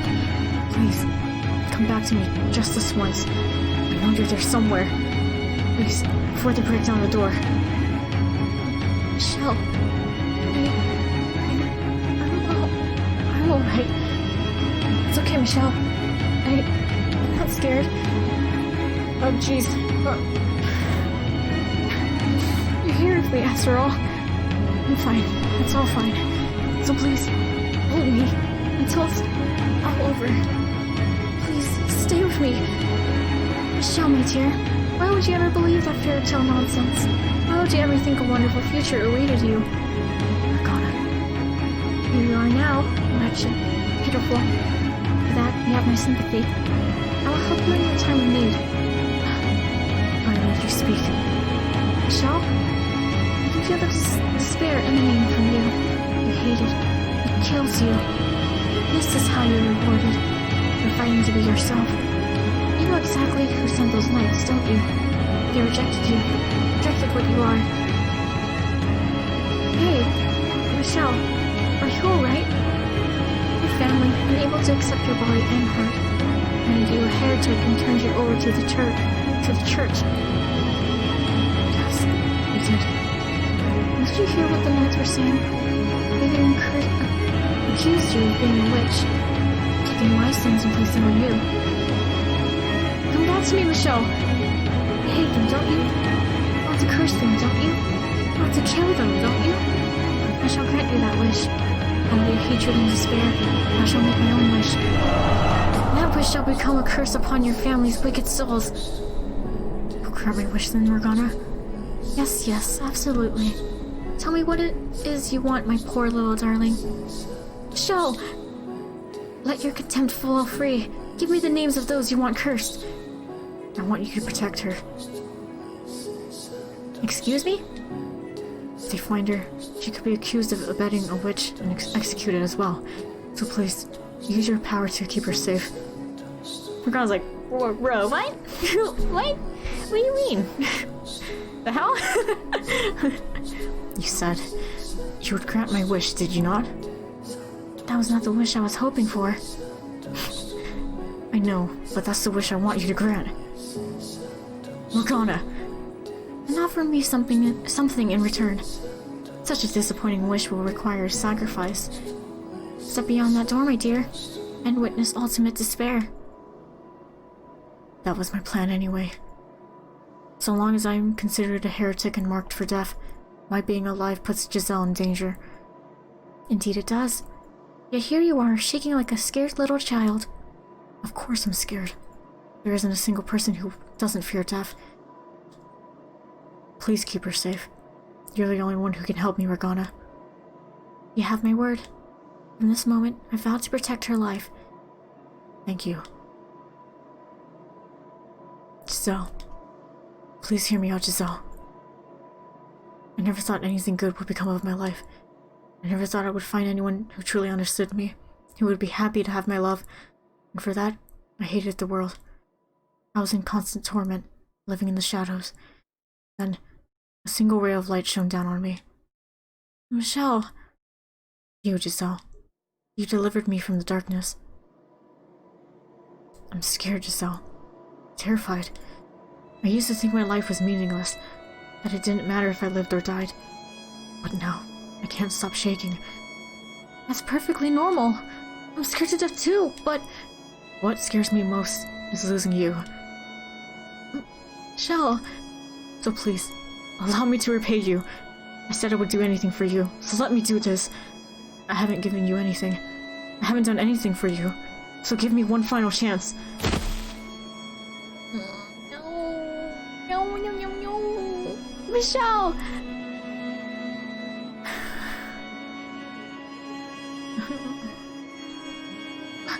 What are you doing? Get back in here, Michelle! What? Why? The door... I can't open it! Michelle! Michelle! What did you do to the door? Come on, get back in here! I guess you really can perform miracles, Morgana. I don't want to lose you either. I know that. By doing this, I will bring you pain, Giselle. But I can't make you happy no matter how hard I try. And I realize that now. Say something, Michelle. You're out there, aren't you? Please. Please don't do anything rash. They're going to kill you if you're out there. Giselle, the witch told me. What? That she would ensure your safety. Michelle, she isn't real. There's no witch talking to you. It's all in your head. A figment of your imagination created to alleviate your loneliness. Rest assured, she does not lie. Michelle! Pray that someday she will be able to get past this, to move on with her life. She needs to know if that's what I want. I have to find the right words. I'm pathetic. My voice is so shaky. Please listen. You are a wonderful woman, Giselle. Spirited, true to yourself, deeply sympathetic. You are not to blame for how difficult your life has been. Most of the fault lies with me, and a bit of bad fortune, but that's all behind you now. Once this is over, you can start anew. What are you talking about? So, survive. Live a good, fulfilling life. Move past this. Live your life. And always love your family. I know you can do it. That is my wish for you. No, I don't want that. I want to be with you. No one else but you. I don't want to let you die. There it is. Death to the heretic. Death to the heretic. Death to the heretic. Get back in here, Michelle. Open the door. If my choice is to live on without you, I'd rather...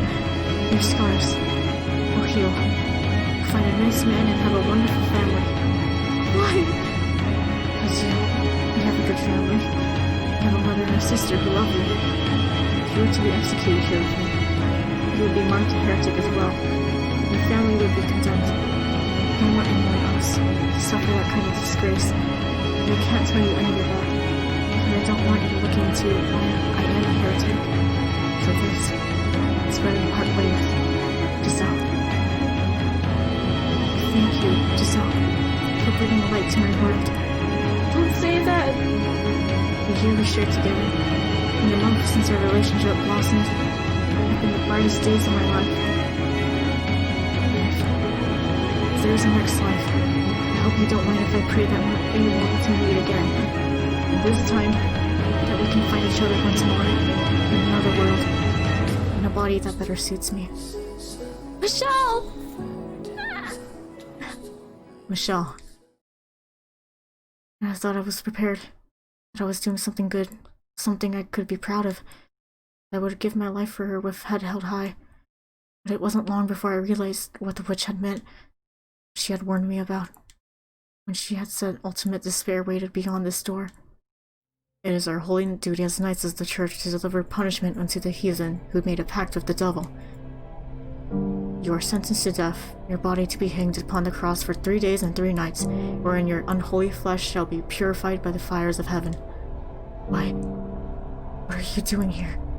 I stared up at the night, eyes wide, with a voice from within the helm. Didier, belong to my elder brother. You shall not be executed. Do you have any final words? God, I knew well enough that Mother was not in her right mind, and while her refusal to accept me had hurt, at the same time, I had somewhat expected it. It made sense to me.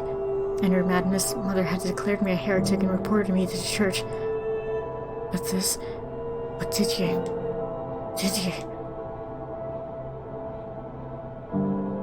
Men wield swords and fight against dangerous enemies, and they do so to protect the weak, women and children. I'm here to protect you and your mother. What are you doing here? Why are you pointing your sword at me? Are you smiling behind that cold steel helm? Frowning? Or staring expressionlessly? Though your transformation was too much for Mother and Father to accept, with enough time, everything will go back to the way it was before, just like it did for myself and George. None of this is your fault. It was all unfortunate timing. You said that it would all go back to normal eventually. Can I trust that even if the whole world says I'm cursed, that you'll always be on my side? That you'll always be my brothers? Can I put my trust in you once more? Did you, George? You absolutely can, Michelle. I swear to God on high. Did your vow have no meaning at all? I spent years here in this dark house, waiting, believing you would come through for me. So why are you standing there, half-dozen knights at your back, saying I am to be executed? Why?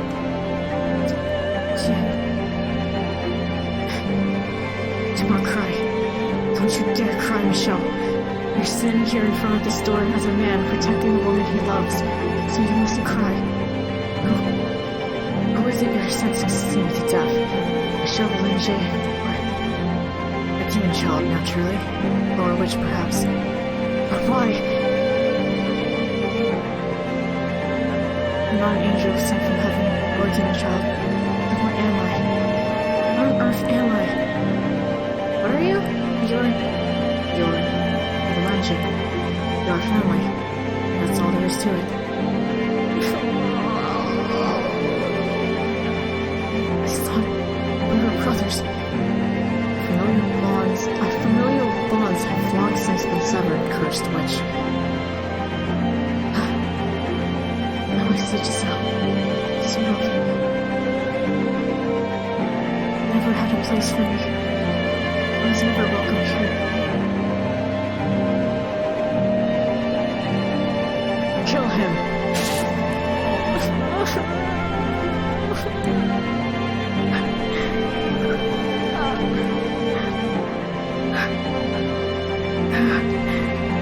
Suddenly a blaze pierced my flesh. TJ's sword in my chest, lances in my arms and shoulders, and arrows in both of my legs. I could hardly even tell what hurt anymore. But the pain from within was much clearer. My heart cracked audibly before shattering completely. Don't cry. Do not cry. Tears will only make me more pitiful. So don't you cry, Michelle. Don't cry. It's crying!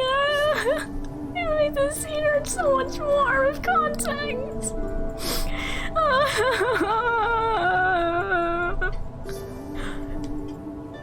I believed in you.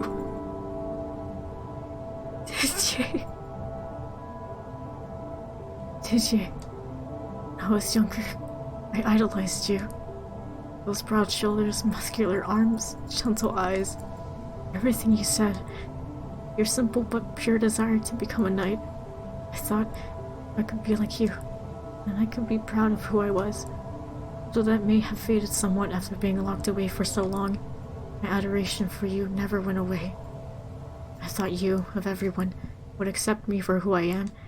I thought you would celebrate my relationship with Giselle. That you would put those big hands on my shoulders, a smile on your face, and say, I'm happy for you. You would welcome her into the family. That we could go on outings together on cloudy days. Maybe she could make something for us. She's a pretty good cook after all. George would rifle through the basket before lunch, and TJ would scold him. I would be there watching, a proud smile on my face. As unlikely, as out of reach as I knew it was, I still dreamed of a life like that. I had the faintest hope that when we saw each other again, that dream might come true. TJ, put my faith in you.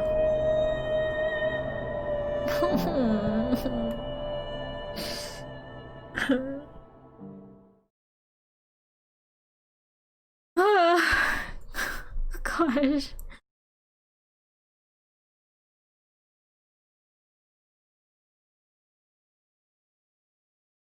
Just pain. It's just pain. It's not even the end of it. There's so much more pain. And so, my life came to an end. That wasn't the end of the story. I don't know if what comes next could be called my story, but memories of these events linger in my soul.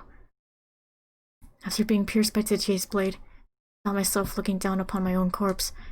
How could I have ever imagined that I would be made to witness my own misery, even in death?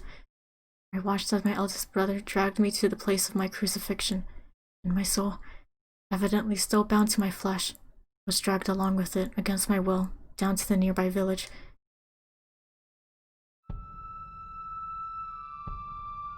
The knights have returned from their holy quest! Oh, how we've awaited your arrival! How glorious it is to see you! Waiting for us there was a cluster of villagers. A large cross lay on the ground in the center of the square. Holding torches, they formed a crowd around the knights, several of them familiar faces. The men who had come to ransack the mansion were standing there, staring at my body in awe. Fuck! Just fucking do a damn! The Lord's judgment has been delivered unto the witch of the cursed mansion by his holy servants. No longer shall we live in fear of the curse befalling us. Eternal peace is assured. We have assembled all the tools you need to execute your divine mission. A cross, fitting of such a heinous sinner. That witch threatened to curse us, sullied our pure ears with its blasphemy. I had done no such thing. I hadn't cursed anyone. I had merely been defending myself. They had been armed and outnumbered me, so I had said what was necessary to chase them off. Our poor harvest and our suffering at the hands of the greedy Lord were all the work of the witch. Why then were they acting like I was at fault? Why was I the sinner, and why did I need to be judged? My soul trembled at the overwhelming fervor just consuming the crowd, their zealous desire to see judgment cast. So I prayed. I asked for God to grant me this smallest of miracles, to let my voice reach my brother who carried my body. Please don't do this, Didier. Please, hear my voice. You know me better than that. You know I've done nothing wrong.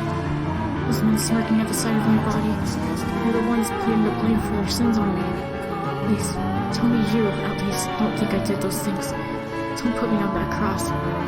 If it was Mother who sold me out to the church, then surely you can give me a respectable burial. The nails and rope of the crucifixion are here. We would have you, O knight, deliver the Lord's judgment onto this vile witch. Didier, why do you say nothing? Why do you accept the tools this man presents you? Tools meant to punish me. Tell me, Didier. Crucifixion! Crucify it! Crucify the witch! My brother lowered my corpse to the ground and began removing my clothing, and in that very moment I realized the purpose of hanging someone from a cross. Overwhelmed by hopelessness, tears streamed down my face. Please, anything but that. I'm begging you, don't expose me to these people. Don't expose my body, Didier. I'm begging you, don't do it. But of course my voice had no way of reaching him, and he proceeded to remove my clothing piece by piece, until I was left wounded. For a brief moment, an unpleasant silence spread through the crowd. An erratic crackling of the torches was the only sound that could be heard in the square. Then, with a mocking laugh, one man spoke. Ah, so there it is, devilish creature.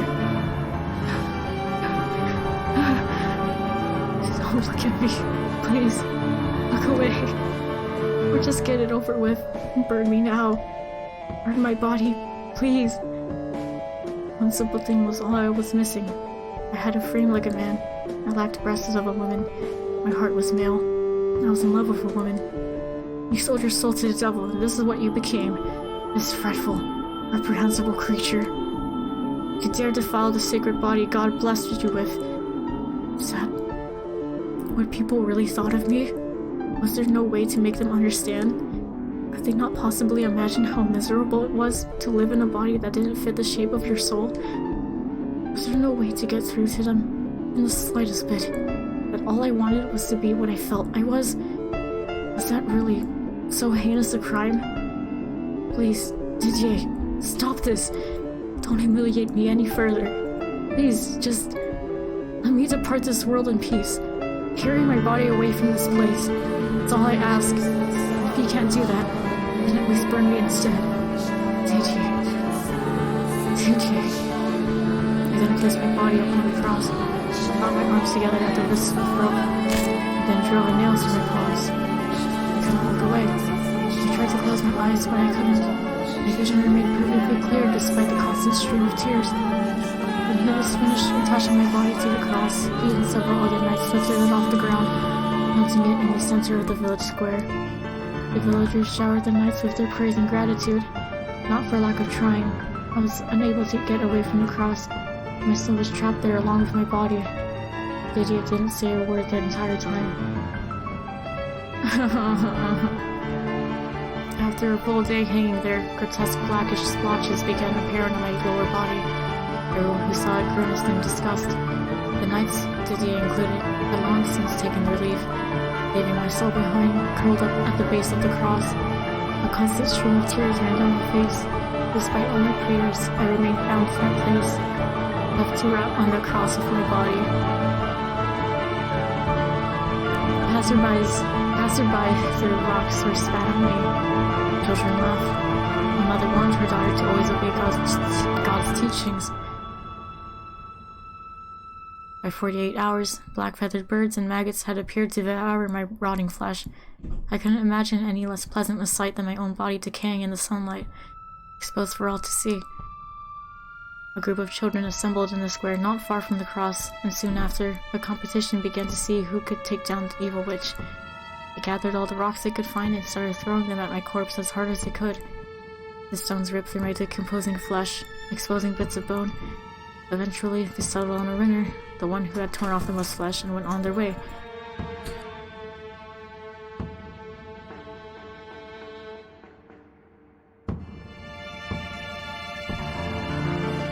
Oh. The one who tore off the mustache and went on her way. It hurts on a spiritual level, you see.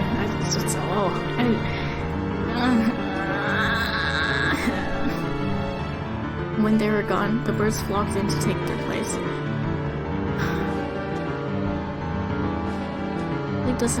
He didn't need this. The third day and night came and went, and at sunrise on the fourth day, I received a visitor. Watch your step, madam. The crucifix is this way. After everything I had been through, I thought nothing more could possibly affect me. I had sunk as far down into the abyss as I could go. However, Mother, I knew it was her instantly. She was older and bonier than I remembered. She had bags under her eyes so dark they looked like bruises. Her once lustrous blonde hair had faded and was white, but I would always recognize my own mother. What are you doing here, Mother? Mother, in the 13 years since I had last heard Mother's voice, it had grown raspy and weak, but there was still distinct traces in it of the woman who had raised me, who had stayed at my bedside when I was sick. Though I lacked a physical body, I still felt a deep, piercing chill at the sound of her voice. Mother, this is not my daughter. Fuck! I did not birth this accursed thing. No. I am her victim. For years I suffered at the hands of this witch. She stole my daughter away from me, tormenting me, endlessly tormenting me, trying to ruin me. A demon. You're a demon. I despise you. You foul, foolish monster. I loved you. You took everything from me. I could never bring myself to hate my birth mother. I feel nothing but revulsion for you. I loved you. Eternity in the fires of hell would be too good for you. I often disagreed with the things you said and did. I still remember the feeling of your hand in mine. As I lay sick in bed. I have absolutely no relation to this demon. I kept writing your letters. I kept pretending to be a girl for you, because I didn't want to hurt you. This is not my daughter. I couldn't stand doing it. Whenever I sat down to write one, I came out a horrible wreck, even worse than before. But even so, send this monster straight to hell. I didn't want to break you, Mother. I didn't want to push you any further off the edge. Quickly, set me free of this accursed thing. But I suppose I still did end up breaking you. Please be at ease, madam. The Lord has heard your prayers. He wants you to cast the demon into the cleansing fires. He wants you to show him that, as you say, you have no relation to this unholy thrall. Hold up, Remy wants to go pee-pee. Jeez.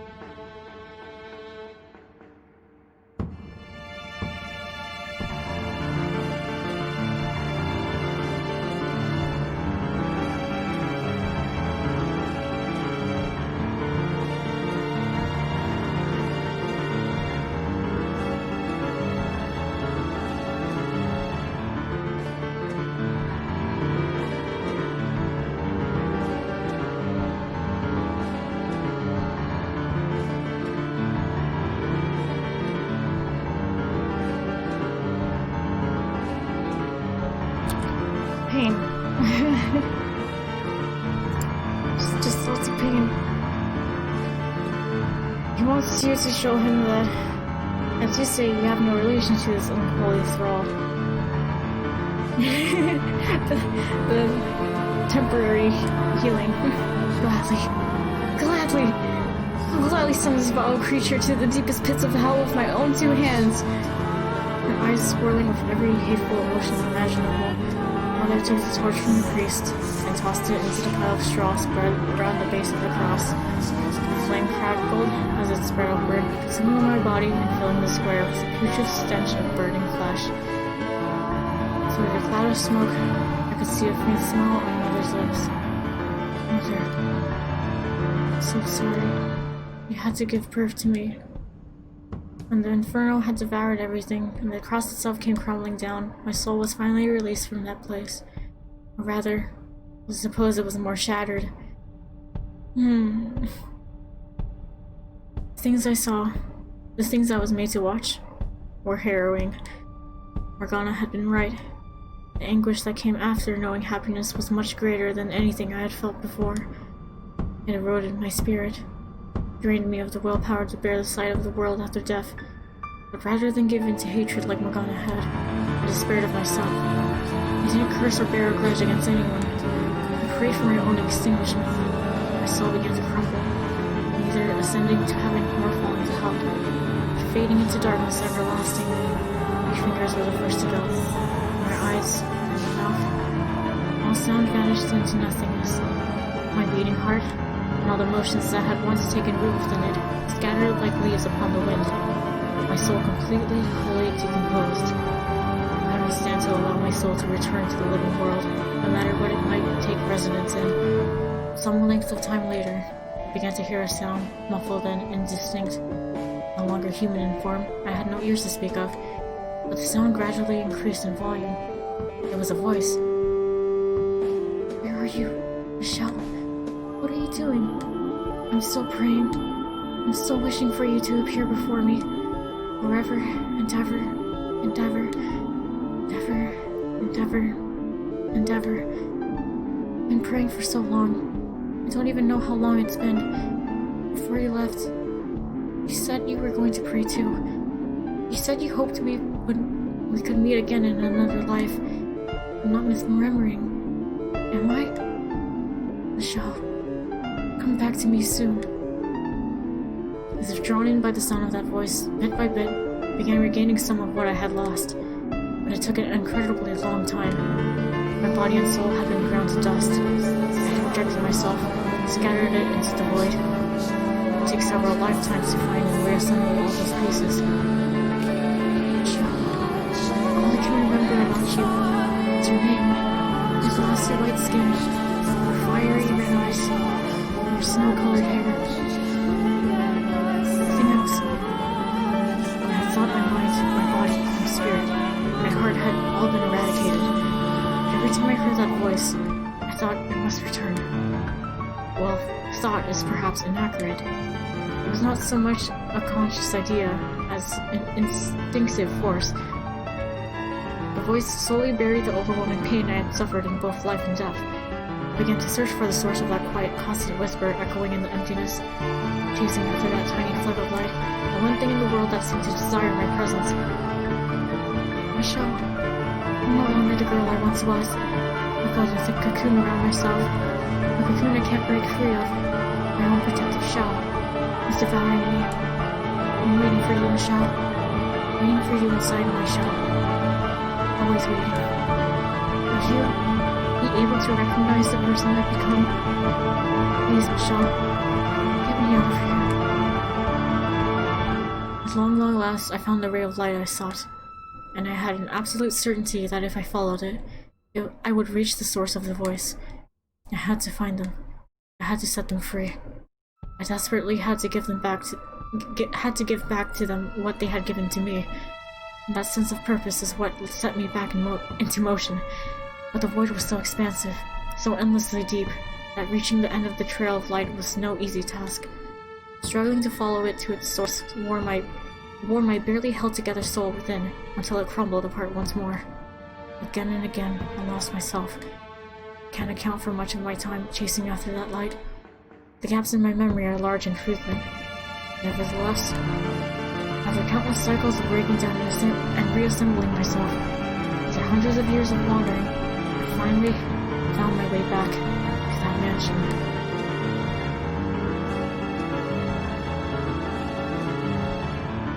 And when the two of us had our long-awaited reunion, neither of us were our old selves any longer. In my endeavor to return, I had worn my soul down to almost nothing. I was but a vague shadow, completely devoid of memories. That was the beginning. We met each other anew, lost and broken, devoid of life.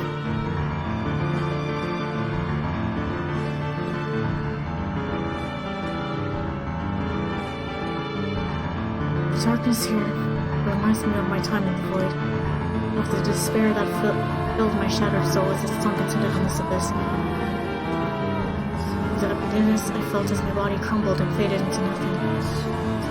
Michelle, the poor soul who was named for an angel and born with a curse, made to bear an unfairly cruel fate. I'm the only one who sympathizes with you, the only one who understands your pain, the only one willing to help you. I'm sure you're not feeling particularly fond of me right now, not after I made you relive the past you so wanted to forget. Every moment of that despair, not after I revealed your every last secret to the woman you love. But you must face the truth, my dear. You put your life, your very soul, on the line for this woman, and even she would not accept you. But as I have said before, that's a normal response. She's no worse than anyone else for it. You simply aren't something people can accept. You believe that even if your family wouldn't. That even if your dear brothers wouldn't. Giselle would be able to accept you for you. That she alone was different. That she alone was special. That she alone wanted you in her life. That she alone would extend her hand for you. You never doubted that, did you? Michelle, hope exists to be crushed. The stronger you cling to that hope, the more you have to lose. You can hear that, can't you? I'm mocking you, scorning you, rejecting everything that defines you. The revulsion in her voice. This is the woman you fought so hard to get back. Listen to it, my dear. Focus on her voice.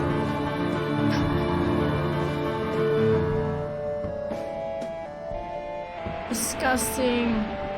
Disgusting. Disgusting. Disgusting.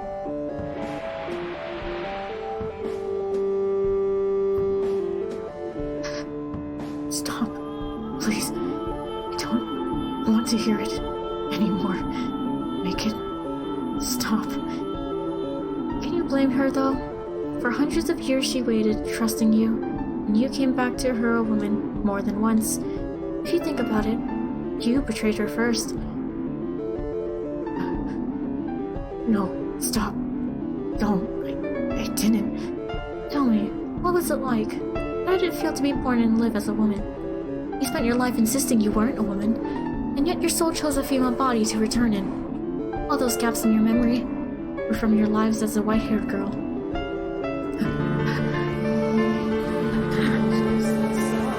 First, there was the kind, mild-mannered, flaxen-haired boy. You, a woman, and he, a man, but joined in love. Then there was the deranged man-beast. By exposing your female body to him, you were able to temporarily contain his madness. Finally, there was a man obsessed with money and power. You were his wife, ever faithful, waiting impatiently for him to remember his love. Put your faith in the wrong person's love. How can you expect her not to be disgusted? She was forced to watch again and again as the man she loved was reborn as a woman and have relations with other men. Would you like to know what you're doing right this moment, Michelle? You're crying. Crying, as you have done so many times before. Those tears, they wash away your dignity. Would you also like to know how you look right now, Michelle? You reverted to your final moments, both in body and in heart. Take a look at yourself, my dear. Body incomplete, only partially male.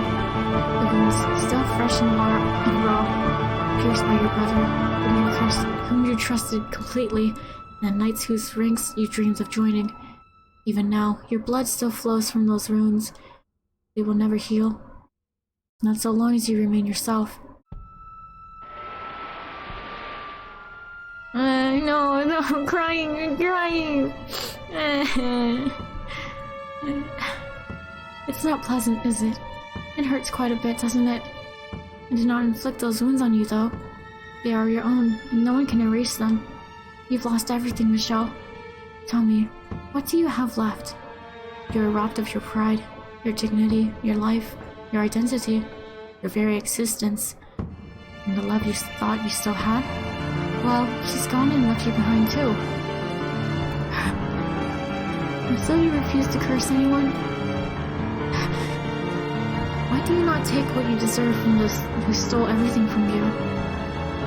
You have every right to vengeance, and I'm offering you the means to have it. Curse them, my dear. I cannot curse anyone. You disappoint me, Michelle.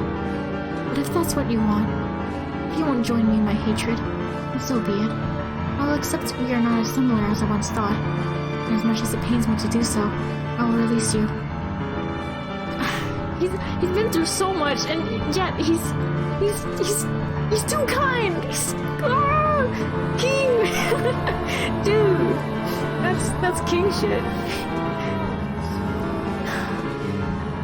I'll even wish for your reconstruction into the body you desire.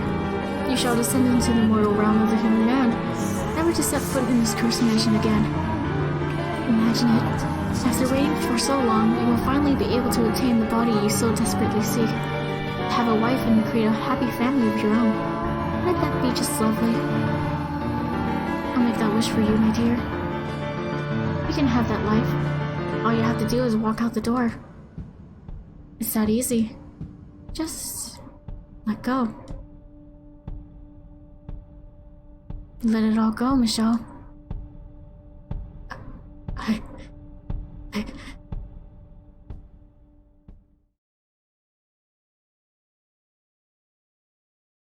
Home dog, I'm not letting go.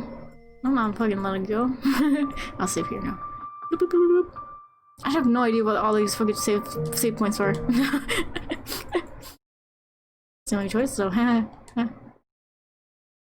don't like that thumbnail. I'm not letting go. Yeah, I'm not touching that. I did not press. That was timed. Don't listen to her. Yes.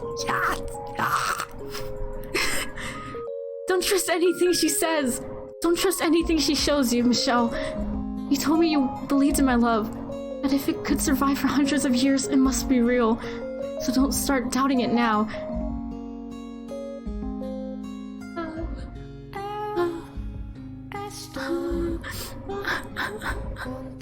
Open your eyes, Michelle, and look at me. Listen to me, please. Listen to the sound of my voice. Michelle, will you listen to what I really think? How I actually feel? I would never, ever push you away. Do you remember what I said, Michelle? When you broke through the cocoon I had built... when you broke through the cocoon I had built around myself, I said that I would never come to hate you. I still stand by that. My feelings haven't changed in the slightest. It doesn't matter what kind of past you had, or what kind of secrets you kept. I still love you. You accepted me, Michelle. I spent hundreds of years trapped in this place, watching as tragedy after tragedy befell its residents, slowly losing my grip on myself until I had been twisted so far I could tell them like stories with a cold smile on my face. Despite what I had become, you still took my hand. You still said you loved me. No matter what horrors you've experienced, I will always and forever take your hand. Michelle!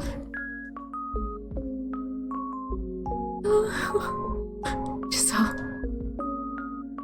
Please have faith in me, Michelle. Don't believe what some illusion says. Believe me. Believe the real me. You have it backwards, Giselle. The truth is, I never once doubted you. What? I never doubted your love. Michelle, I despised myself. I hated that I was so weak I couldn't even bear being rejected by a phantasm made to look like you. I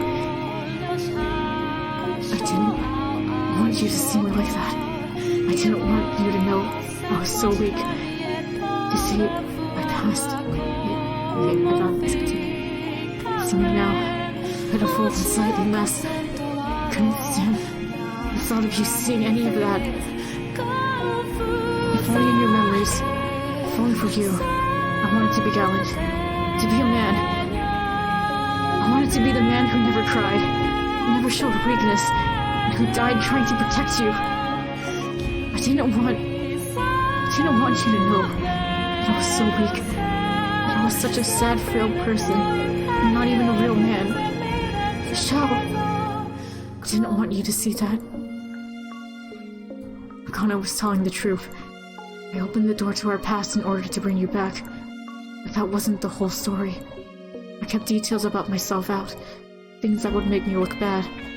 There's no one as shameful and reprehensible as me. No, Michelle, there's no one in this world as admirable as you. You remained true to yourself to the end, no matter how bad things got. Day after day you fought all alone, despite being put through hell.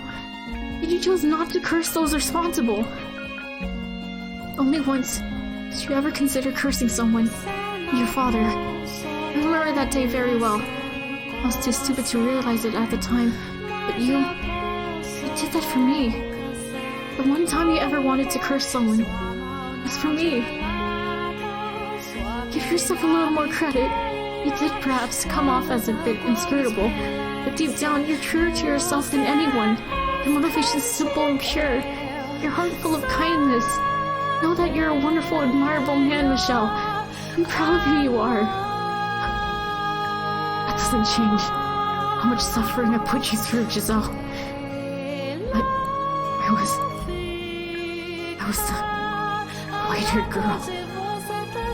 The girl in the portrait was me. It was all me. I came back more than once, showing up as a woman and disappearing again, hurting you completely unaware, pushing me away, leaving nothing but tragedy in my wake. I'll never forgive myself for what I did to you. Have faith in yourself, Michelle. Follow your heart. I know it was a secret you didn't want revealed. For me, I couldn't be happier to know the truth, because it shows just how incredibly much you love me. And not only in life, the hundreds of years I spent trapped in this mansion, you spent searching for me. In that vast, empty, hopeless void, you heard my voice. Your love guided you to me. When you had lost everything, your love for me still lived on. Even as it tore you apart, you kept fighting to make it back to me. A few blanks in your memory don't account for how someone so fiercely determined could suddenly become a completely different person.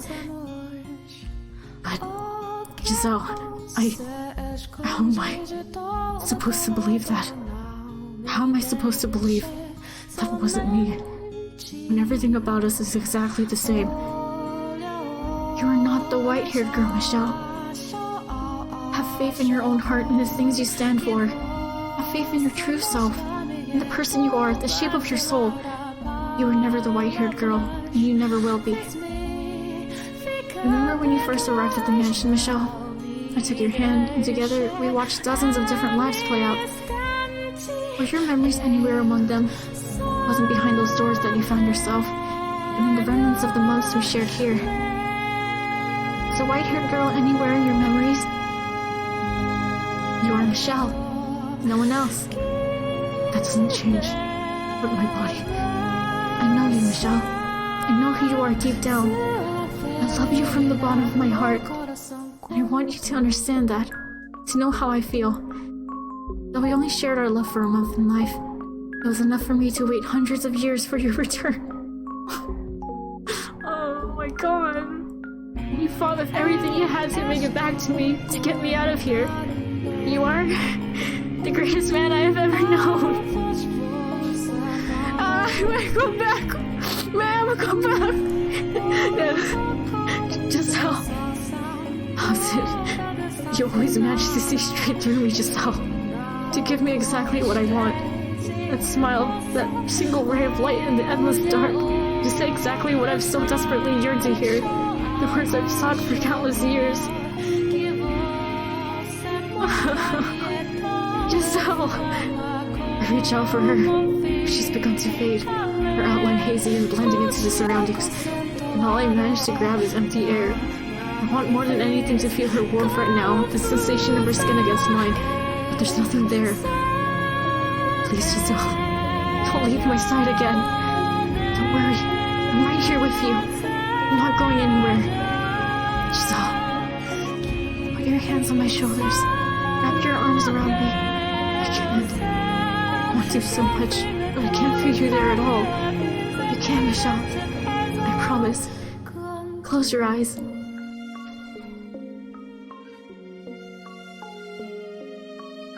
Now reach forward slowly.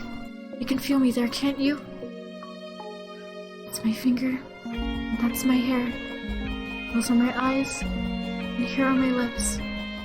Here's my heart, where I keep all the feelings you gave back to me, and my love for you.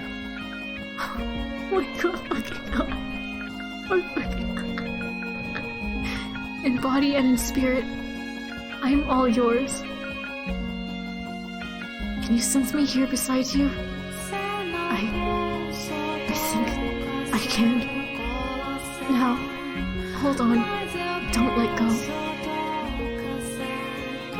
You know, it's kind of funny.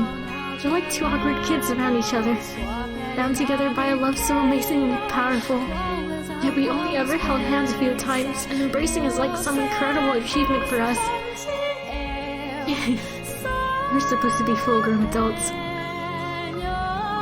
Kiss me, Michelle. We never got the chance while we were alive. So, or are you going to tell me to wait again? Not this time. I feel my way around the emptiness where she is. Her skin, white but not pallid. Her slightly flushed cheeks, dimpled by her smile. Her lips, which at times called me master, and at times called me Michelle. Her entire being. This woman who accepted me as a man. Who, even in death, continued to bring me back from my darkest places. She is my everything. I feel a faint breath against my neck, somewhere between a sigh and a giggle. I feel her warmth, which I thought I would never know again. The soft touch of her skin. I envision her face before me, where I'm sure she is, with her eyes closed. And I press my lips against hers.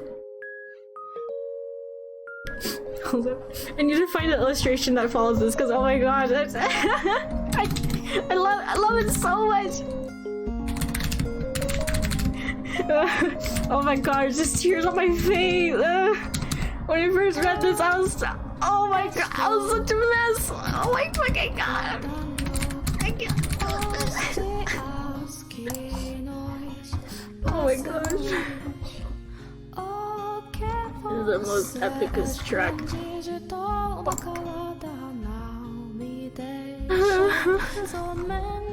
So much love, so much love.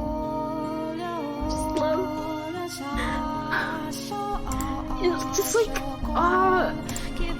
all this pain we went through. It's just so rewarding to have happiness right now. Oh my god. She just saved this image on my computer. Why would I not just have it on the get-go? It's so good.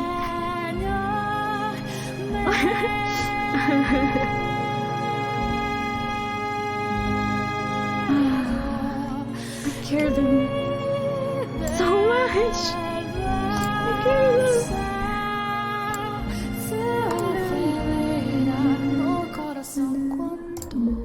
I love women.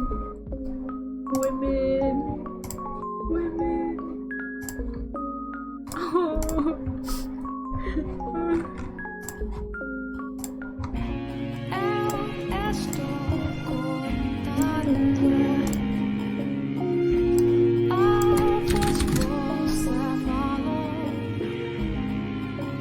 Wait, can I just like just dragging here, can I?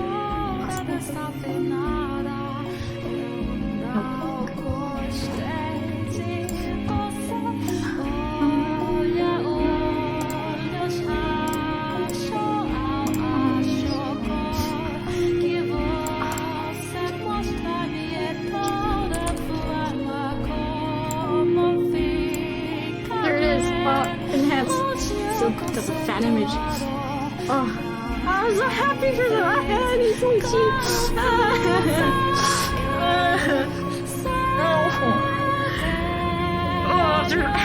After fucking like centuries or something, they're finally kids. Jeez. Just like,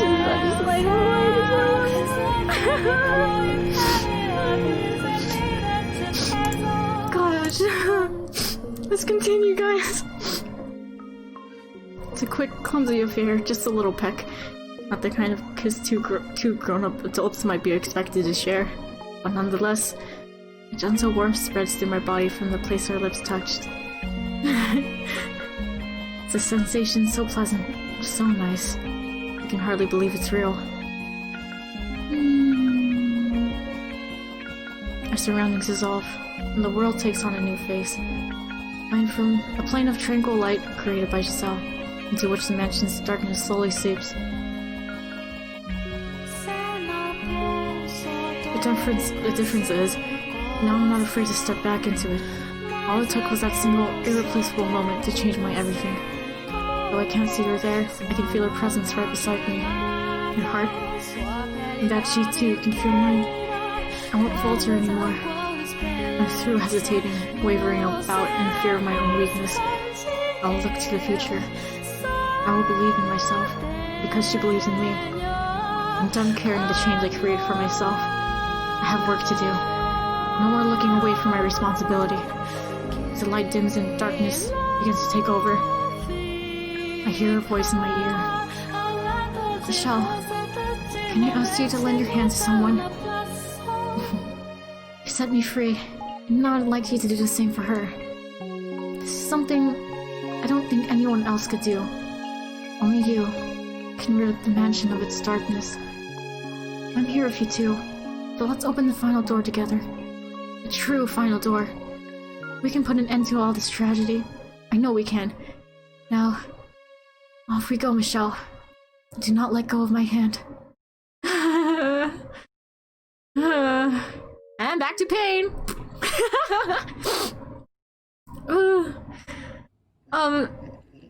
This introduces to the final door. So this is a good stopping point.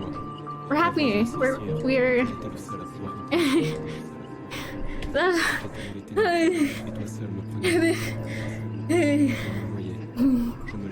Game's over. We're happy. However, there is one unhappy person here. We have to go save them. So, just a little dippy dip. It's possible. Jesus Christ. Okay. Let's go. The boba. Oh fuck.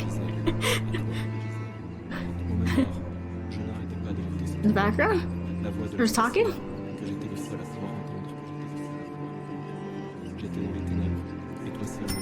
You're going crazy. Oh shit, I can't really hear it. Oh wait, oh fuck. Oh fuck, wait, let me turn it up for me. Which track is this?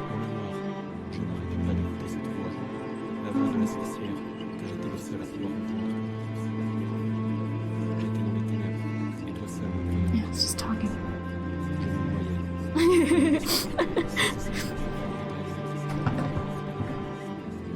I need to refine what that track is called.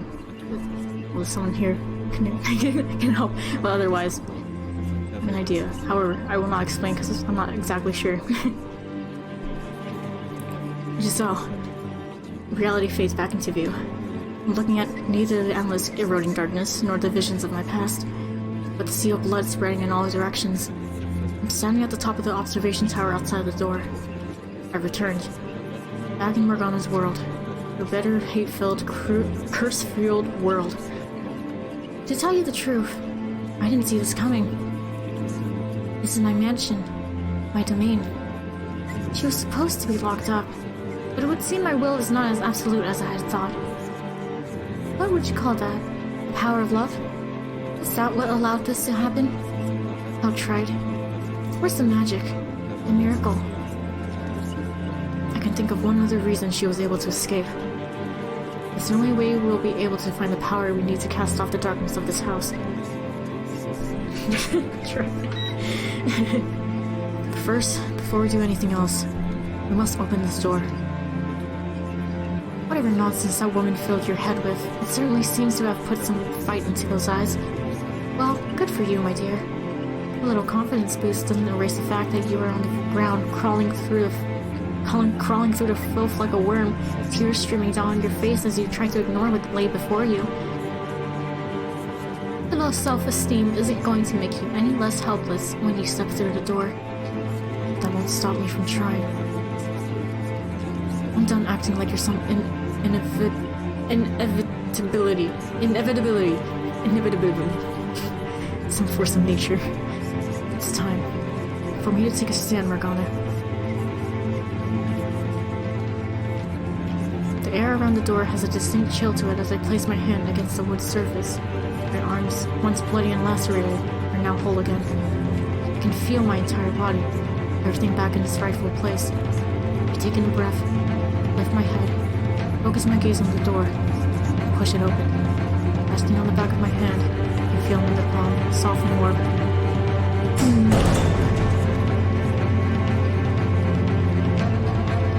Through a single window sitting high atop the wall shines a ray of light. A black butterfly flutters with my beam. Its form is indistinct, wavering like a mirage as it slowly descends to the tile floor.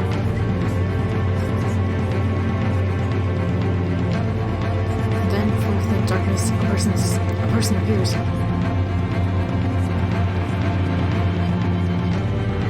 You! Is that you, Morgana? How does it feel to finally meet the real thing, my dear? When you were young, you really are still a child. I haven't heard her tale. I know she died. She died still a girl. I know how she came to bear so much hatred for the world. But knowing and seeing are two very different things. The sight of her bony, adolescent body is a painful reminder that she never had a chance to know happiness, to know adulthood, before being robbed of her life. That seemed monster would be the first reaction. Of a face, And a body like this. how very sweet of you, Michelle. So tell me, what exactly do you need to do now that you're here? The ultimate goal was, as I understood it, to take Giselle back. But she's no longer here for me to return to you. She broke out of my cage. And exhausted what remained of herself to show herself to you. I cannot perceive even a trace of her presence any longer, so I presume her soul shattered, dissipated into nothing. No, she's right here beside me. Is that so? You seem to believe as much anyway, which only makes your presence here a bigger mystery. I know. I want revenge. I made you miserable while you were alive, and I continued to torment you in death. You entrusted me with Giselle's life, and I used her for my own ends. You must despise me. Hatred fills you. You want to curse me, to kill me. My death could well mean the end of all this. Shall I grant you that wish? She flicks a finger. In this next second, a long sword clatters to the floor at my feet. Take the blade in your hands, and like the knight of old who executed the witch, pierce my heart with it. See now what should have happened then. You always wanted to be a knight, didn't you? Go on, pick it up. Show me your revulsion, my dear. Morgana, I do have a reason for being here. I came to save you. Did you hit your head on the way up? You came here to save who? I spent so long trying to look away, when I should have been trying to look deeper. To tell you the truth, your constant chattering in the darkness provoked more than annoyance in me. I empathized with your loneliness. I bear no hatred for you. It was my despair that brought you back to life, so that makes it my responsibility to end this. My own wish has given me all the redemption I need, my dear. Or should I be expecting another self-righteous lecture about how hatred does you no good? Brilliant, Michelle. Brilliant. Do you have any idea how absurdly presumptuous you're being? Trying to force your idea of redemption onto someone who has no interest in it? If the tale you showed me was the whole truth, then I would have said you could revile those heartless men as much as you pleased. But I refuse to believe that's the whole story. The men I saw beyond the first 3 doors had genuine concerns and worries. They felt things, real human emotions, even if those things ultimately led them down a path of destruction. Wanting to do something nice for the one you care about, being disgusted at things you've done, hiding your urges from those around you. You certainly couldn't call them good men, but they were real people with real conflicts. So you're saying I'm lying? Well, I can't say I blame you. Who would believe the word of a witch? I don't think you falsified your account, Morgana. The tragedy, no, the grisly reality you described. I don't doubt any of that happened. You wouldn't be here otherwise. But I've learned something in my years. Reality exists from more than one perspective. That doesn't change what happened. That two-faced young man deceives me.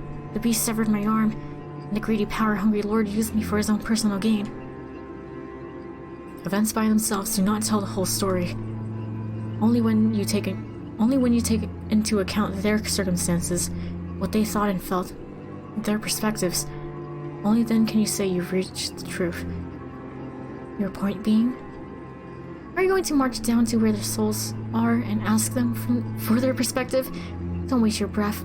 They'll only tell you what benefits themselves the most. Then we do it our way. We open the door to your past. And if I refuse, this is my domain, my world. It operates in accordance to my will. The door would open unless I allow it to. Were you aware, Morgana, that I recovered my first memory in front of a mirror? You what? The same mirror Giselle used to practice her smile. In all those hundreds of years, bits of her memory came to reside within it. Every time she stood before that mirror, she had me in her heart. And next, I saw one of my own memories play out in my bedchamber. It was the first day after we opened the windows when she let the morning sun into my room. That day was a turning point in my life. And why are you telling me this? Because it means this world doesn't belong only to you. It's also hers, and mine. And that is why she was able to break free. Your wish is, without question, the most powerful of anyone's here, and you have more authority over this place than anyone else. There's no denying your position as master of this mansion. But Giselle and I, we too have influence over this domain. I was the one who resurrected you, and she who served as your guide. So the door will appear, whether or not it is your will. Their souls reside here as well.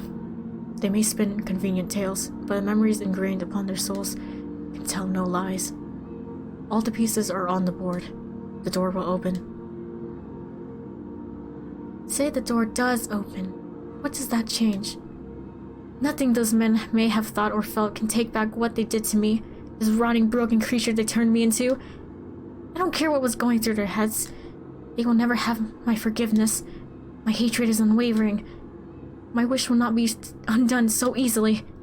Their souls shall suffer for all eternity. Before we begin, Morgana, let's get one last lingering question out of the way. And what might that be? Who the white-haired girl is. That's your lingering question? We've already established that was you, Morgana.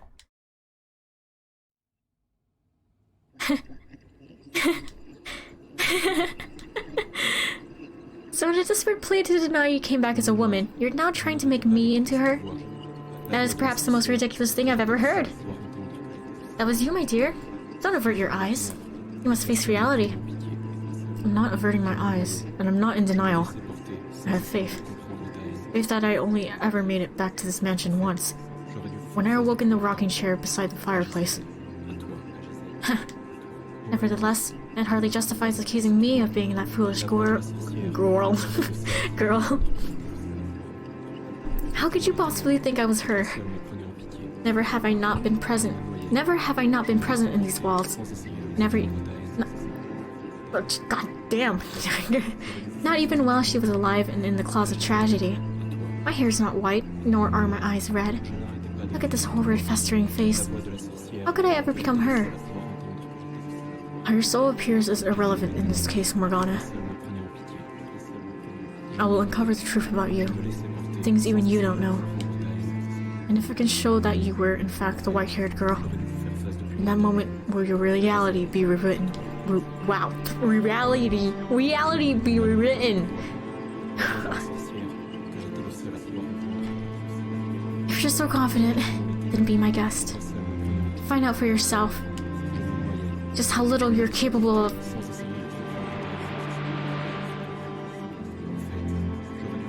Blackness fills the observation tower once more. Morgana fades into the distance, leaving me alone in the dark stream. It's the darkness I felt? Wait, it's the darkness I've seen, felt, and been consumed by numerous times since arriving at the mansion. But this time, I welcome it, praying that beyond it lies the truth with the power to release all from the house's grip. This next tale has no narrator. I won't sit back and listen as someone recounts the path of fate for me. No, I have to find the path of myself. I have to find the path for myself this time. I don't know what awaits me beyond the black, but no matter what it may be, so long as I have the power to provide redemption, I must never put down my sword. Now, let us open the door. The final door.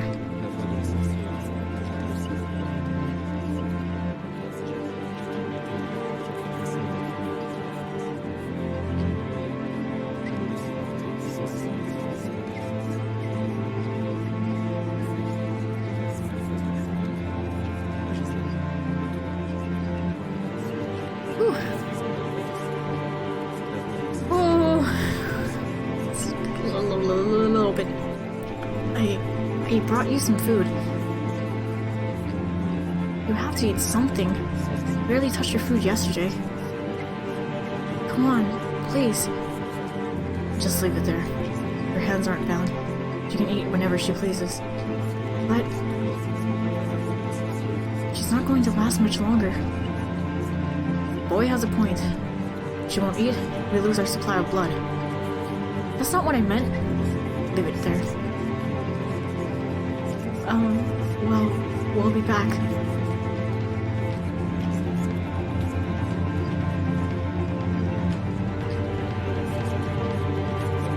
Do you really have to go?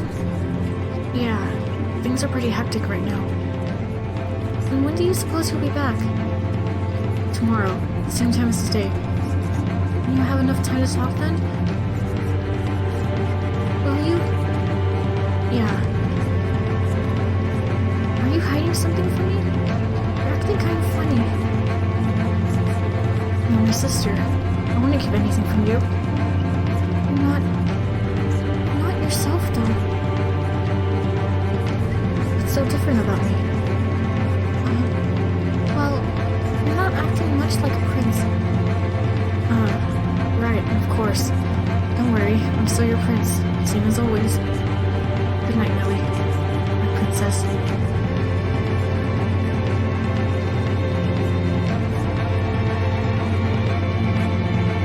How did I end up in this mess? I never wanted this.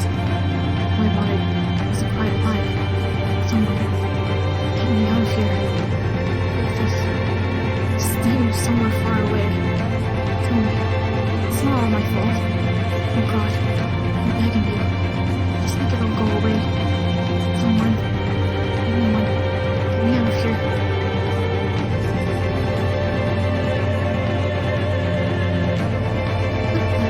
Look, stars, they're beautiful. But with it so bright out, I worry someone might see us. Everyone's all gone. I hope so. Are you ashamed? A little, but I still want to be with you. Have you ever considered leaving the convent? You can't just stop being a nun, you know. It's not that simple. I've made vows, sworn my life to the service of God. I was not aware. I don't know much about this nun's traditions. If I were to leave the church, it would have to be in the next life. I'd like to be a normal girl, lead a normal life, get married, have kids, and before I know it, I'm an old lady. Thinking, live an uneventful life. That was the best I could have asked for. That's my dream. That sounds very peaceful. I hope we can be together in our next lives too. Have a nice quiet life together. Yuki bitch! Lamel!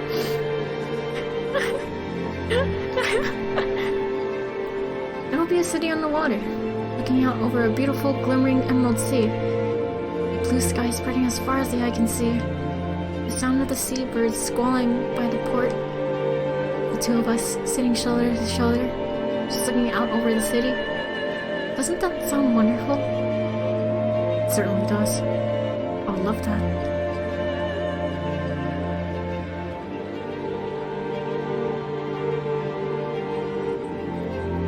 The Harvest Festival. The day of the festival.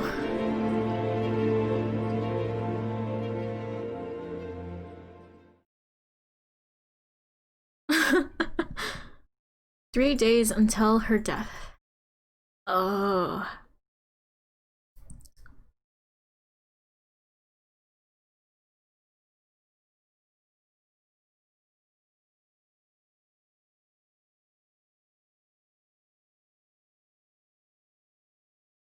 Wake up. Please wake up. Come on. Open your eyes. Michelle? Yes, at this point we always have Michelle portrait at our corner. Oh my god, my character's like my little avatars like next to oh Smoochy, hug you. Oh my gosh. So bright. I'm outside.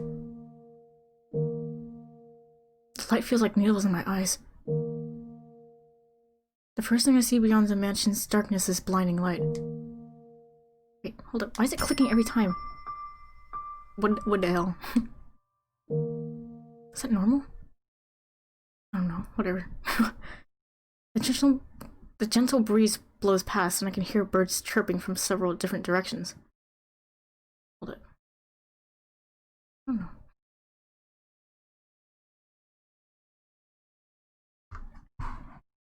What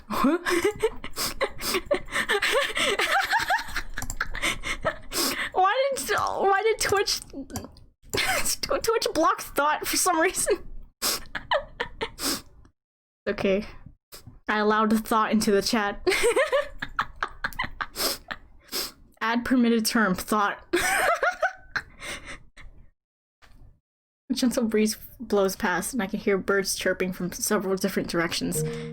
Each breath I take fills my lungs with the scent of earth and grass. So much time has passed since I've seen the light. I've been in the light. Hold up. Why is it fucking... Pretty sure it doesn't click all the time when I made a weird button press. So... That click is driving me nuts. Oop. I probably glitched it out.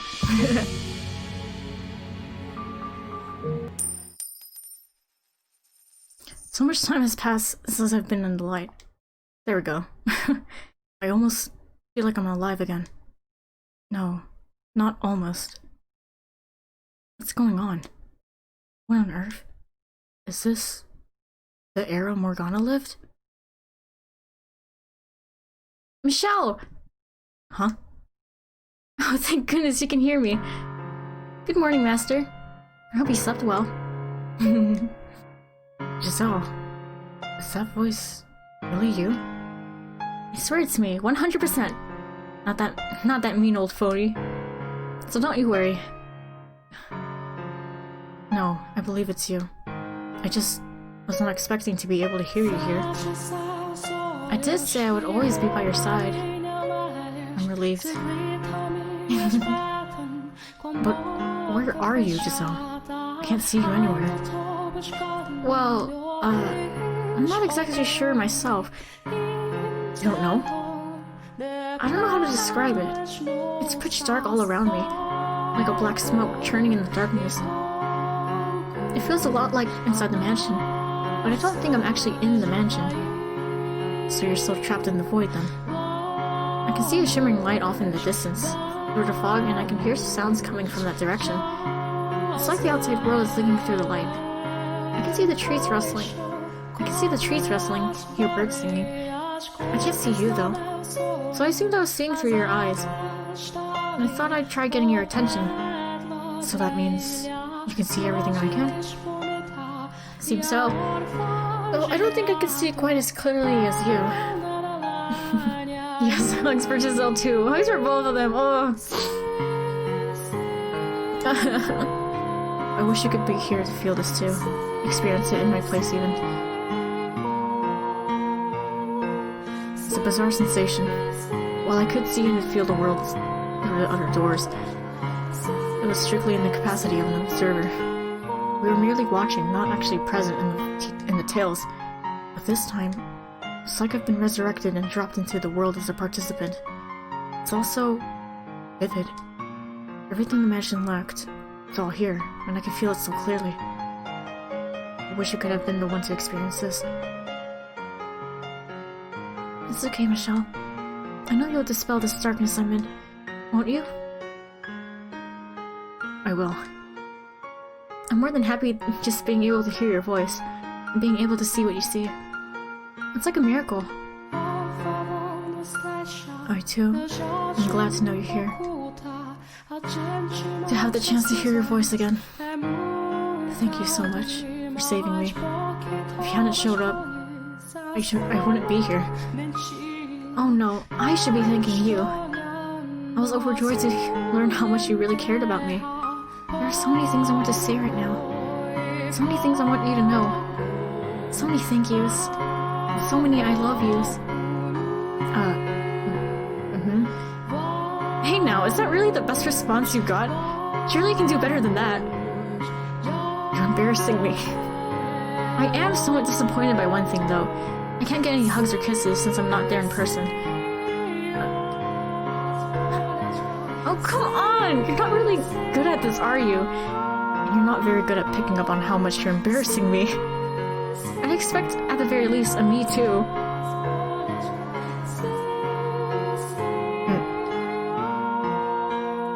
We should start by figuring out when and where exactly this is. You're not even trying, are you? I'm doing the best I can. Please don't ask any more than this of me. It's okay though, I might not be able to see you, but we're together either way. You know, Michelle, I think I might be able to help too. While I can't be there in person, I can give you ideas, another point of view when you're not sure about something. With the two of us together, we'll find a way through this. Yes, we will. Where to begin? What do you say we get our bearings, list out exactly what we need to take care of? That's not a bad idea. I'm a bit frazzled at the moment, to tell you the truth. What? Why? I had assumed we would just be observers, like with the other doors, searching their memories for clues. I never expected I'd actually be thrown into their era. True. It's not at all like the other doors. No matter how the rules may change, I'm seeing this through to the end. If our guess is correct, and we have arrived at Morgana's past, then we need to uncover the truth behind those events. Or rather, the three men's circumstances. What they felt, what drove them. My gut tells me there's something to be found there that even Morgana doesn't know. I could be wrong, and it's possible that even if I am right, what we find won't do anything to quell her hatred. But we won't be talking her out of it, that's for sure. Words won't break through that kind of animosity. We need something bigger. Something she could never have imagined. Something that will turn her entire worldview on its head. The white-haired girl might be a good place to start. She showed up at the mansion again and again, as though led there by some supernatural force. And she was involved with all three men in some way. I can't think of anyone else with such deep ties to both the mansion and the men. But at the same time, I have a hard time convincing myself that the Morgana we know and the white-haired girl could be the same person. They're about as different as two people can be. Which actually leads me to believe there's something there. There must be something. Some secret we haven't figured out yet that we can use. So let's find it. It won't be easy. If we are in the past, though, I wonder, maybe we could change it? This could be a huge chance for us. Change the past. Yeah, we could prevent Morgana's death. Or we could stop whatever led them down this path. There's an idea. It's actually possible. Maybe we can do something. The question is this world really... I'm getting kind of pumped. I've got my game face on and I'm ready to do this. Doesn't do much good if no one can see it. It's a figure of speech. Okay, first things first, we need to find the mansion. Morgana should be at the top of the observation tower, and the three men shouldn't be too far off either. So the question is, where are we? Do you recognize the surroundings at all? I never really left the mansion, so I'm not especially familiar with the lay of the land. Give me a little spin, would you? At your request, I slowly spin around in a circle. And through the dense woods, I spot a cluster of what appears to be stone formations. Squinting to get a better look, I realize they're buildings. It's decently far off, but it appears to be the edge of a city. I just Michelle in the middle of a forest and he just spins in a circle slowly. I think that might be the village I stayed at for a while. It's a bit big for a village. Don't you remember what Amade said about the village's history? Speed. Amade, that bastard. Michelle, you didn't think of something uncharacteristically vulgar just now, did you? Wouldn't dream of it. Yes, I remember.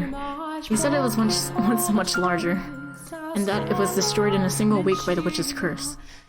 Except rather than a curse, it was probably a disease. If that's the same city, then it fits with what Morgana said happened. I believe he also said something about there being a large bridge on the outskirts of the city, and that following the path from there would lead to the mansion. Let's head down to the city. Alright. You don't sound very enthusiastic. Are you nervous you might have to talk to someone? Don't worry, you've got me here. Don't treat me like I'm antisocial. You're not? No, that's not what's bothering me. It's... something about this whole thing feels...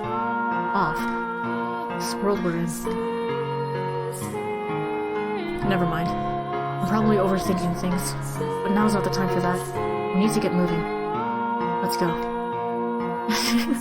You're not? Bro. Rather than waste time fretting over details, we need to get to the mansion like she said. Everything else comes after that. With each step, I can feel the earth compressing beneath my feet, the grass flattening.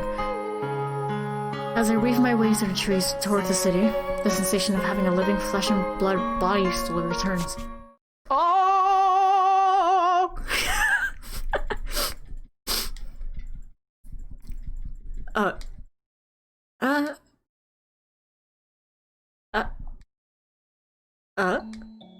A white-haired man just appeared out of nowhere! He's talking to himself! I gotta get away before he does something. Oh, hold it right there, Mel. You don't get to call me crazy and then just run off. How do you know my name? How? Why wouldn't I? We were just in the mansion together. Huh? Mansion? What are you talking about? Right. He hasn't become the shadow in the mansion yet. I thought I would forget seeing someone as unusual as you. Who are you? Where did you come from? Where? I'd like to know that myself.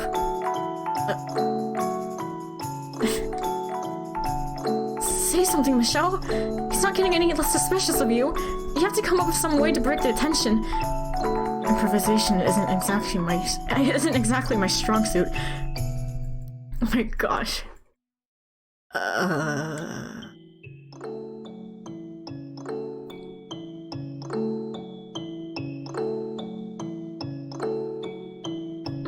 I was sleeping in a tree. I am God.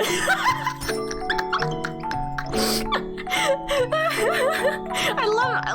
What kind of freaking choices are these, Michelle? What's your head thinking? I did not choose I'm God when I played, but I'm not sure how these choices would even change. I get abandoned because I say I'm God. I'm God.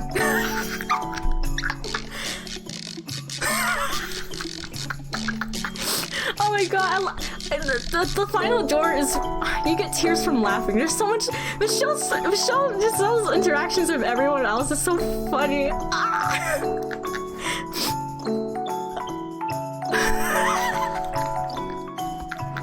Oh my god, I'm gonna move my avatar a little bit. God,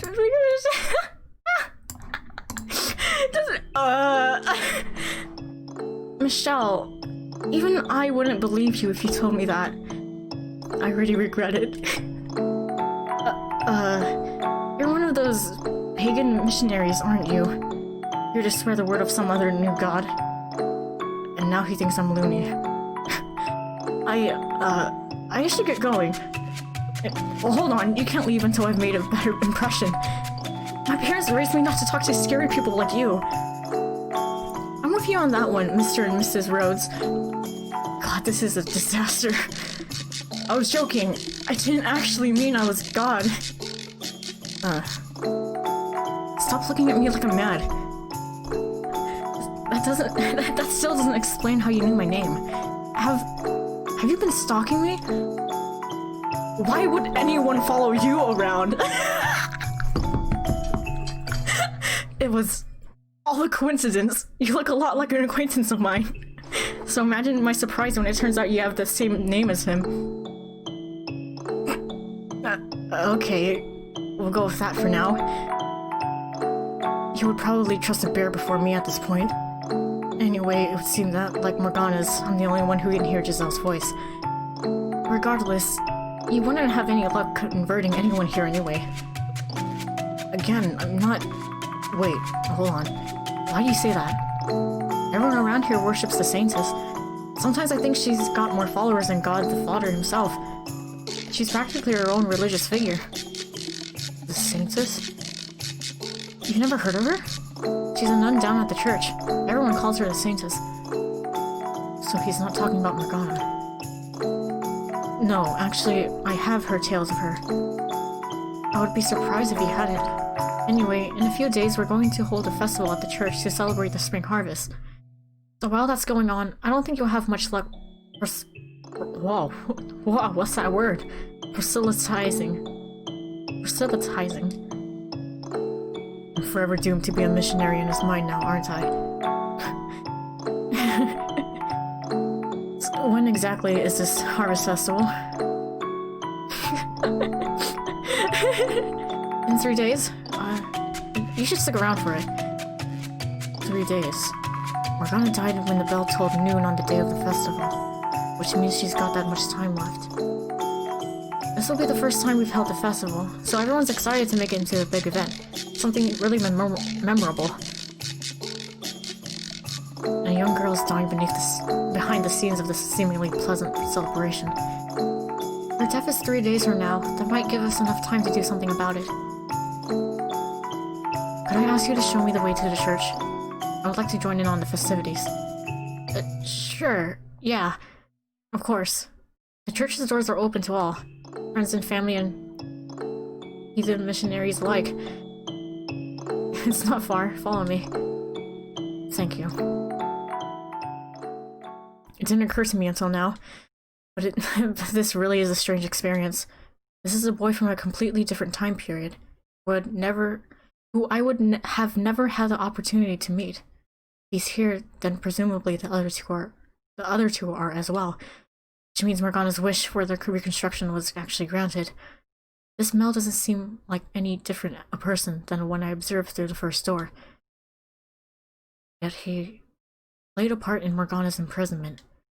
I have trouble believing he would voluntarily involve himself, though. I was scared for a minute there. That could have gone a lot worse. Plus, we managed to make contact with Mel in record time.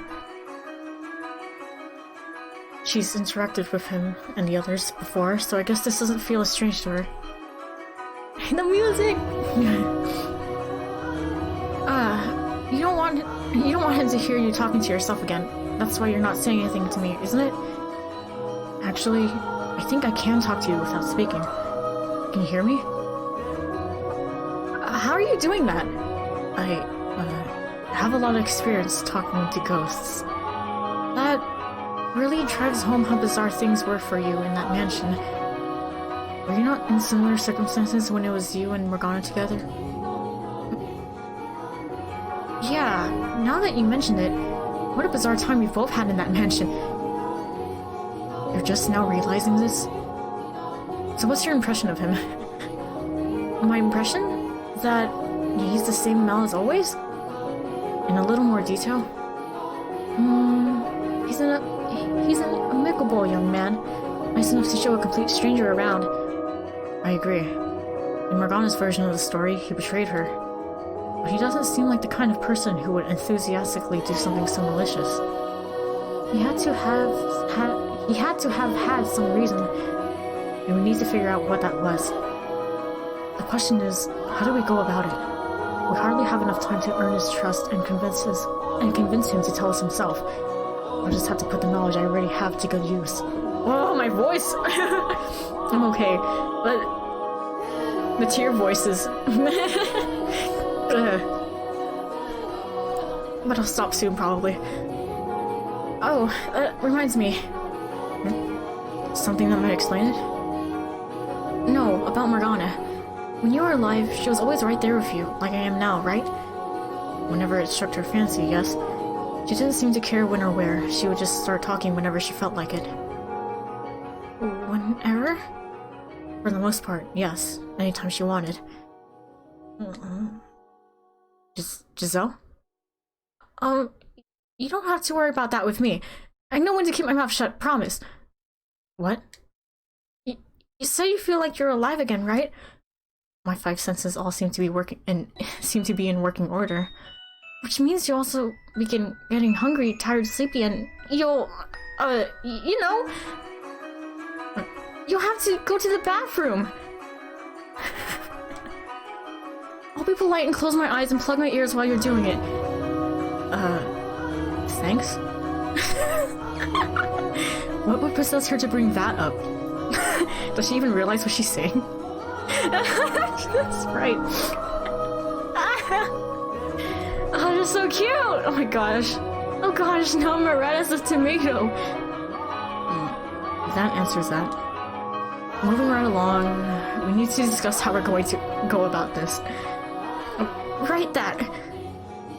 The Harvest Festival is our deadline, which doesn't give us very much time.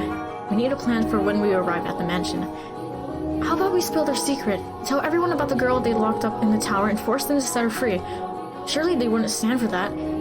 Perhaps, but would anyone believe me?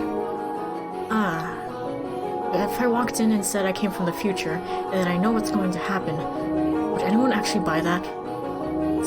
Sure, with enough convincing. Even if I did manage to convince them, the tower door was locked in Morgana's rendition of the tale. You need 3 keys to get inside. Mel should have one of them, but stealing his alone won't be enough to get into the tower. True. If Giselle is right and we can save Morgana and change the future, then that would indeed solve everything. But something about this whole situation still doesn't sit right with me. I have to do more than just set her free of that tower. I have to find the truth as well, as I initially set out to do. Regardless, I would like to try and stay on everyone's good side as much as possible for now. Okay, I'll do whatever I can do to help. I appreciate it. I mean, as you know, conversation is not exactly my strong suit. Which means it's my job to hit the brakes whenever you say something stupid. Oh, we'll figure out if he bleeds or not. It's a bit too late if I've already said it. Anyway, step 1 is to get ourselves into the mansion. We can't hope to make contact with the other 2 men, much less get Morgana out of here if we're not staying nearby. I'll do what I can. We're almost there. See the big building in the distance? That's the church. It is the same mansion as I suspected. Seeing it now, Knowing what horrible things happened there, it's so disheartening. Are happening as we speak. In the tower we see in the distance, Morgana's locked up, all alone. I wish we could just march in there and set her free. Getting into the tower were our only goal. We could probably force our way in with a little work. Is something the matter? Well, I could probably overpower him and get his key. Hello? But the other two, that almost certainly wouldn't work for. Can you hear me? Oh, yeah, sorry. I was lost in thought.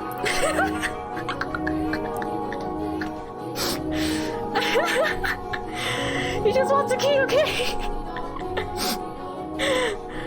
Seems kind of strange, doesn't it? What does? I mean, it doesn't look much like a church. At a glance, you think it was some noble's estate. Michelle, what if I just beat this kid up? So it does. I spent so long there, it never even occurred to me. I was pretty surprised when I first saw it myself. Peculiar place, all told. There's a chapel inside the mansion with this gorgeous stained glass window. It was quite the sight. Do you know why it was built like that? I'm not actually sure myself, no. Anyway, I'll show you to the chapel. The saintess should be there too, so I can introduce you. Alright. Our way to the mansion would pass through a courtyard of sorts. When I lived here, the area was overgrown with weeds. I think I could read till this day ends? Well, let's see. I'm not sure when to stop reading, because, I can't stop reading. And so, there's so much to intake here. On our way to the mansion, it's not like I'm pushing myself. It's just I love reading this part. This part is so fun.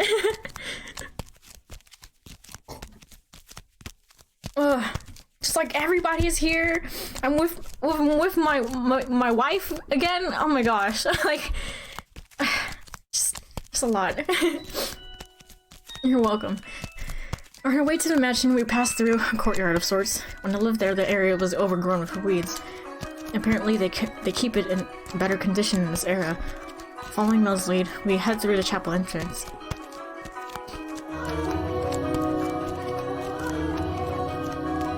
Oh my.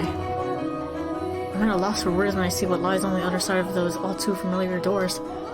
While it was barely recognizable as a place of worship in my memory, just 2 columns of battered pews and some piles of rubble, the room I'm looking at now is unequivocally a chapel.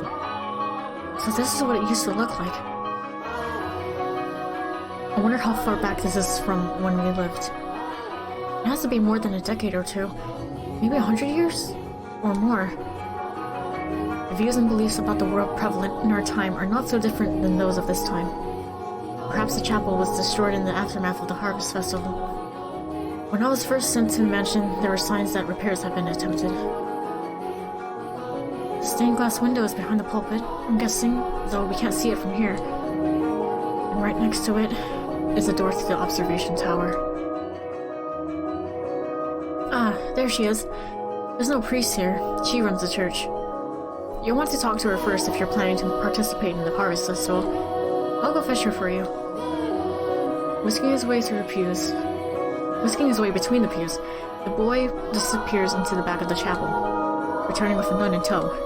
When I see her, my face twists for a brief moment. Good afternoon. You came to see the festival, I hear? It's wonderful to have you. Is that who I think it is? I'm all but certain at this point that all the major players from behind the 3 doors are present here. Not just the 3 men whose shadows remain in the mansion, but also the women who were important parts of their lives. Though dressed differently, the way she speaks and the way she holds herself resembles the woman killed by her lover behind the 2nd door. I would not like to be remembered as that. They're all connected. What we thought were 3 separate tales, all stretch back to a single point in time before our own.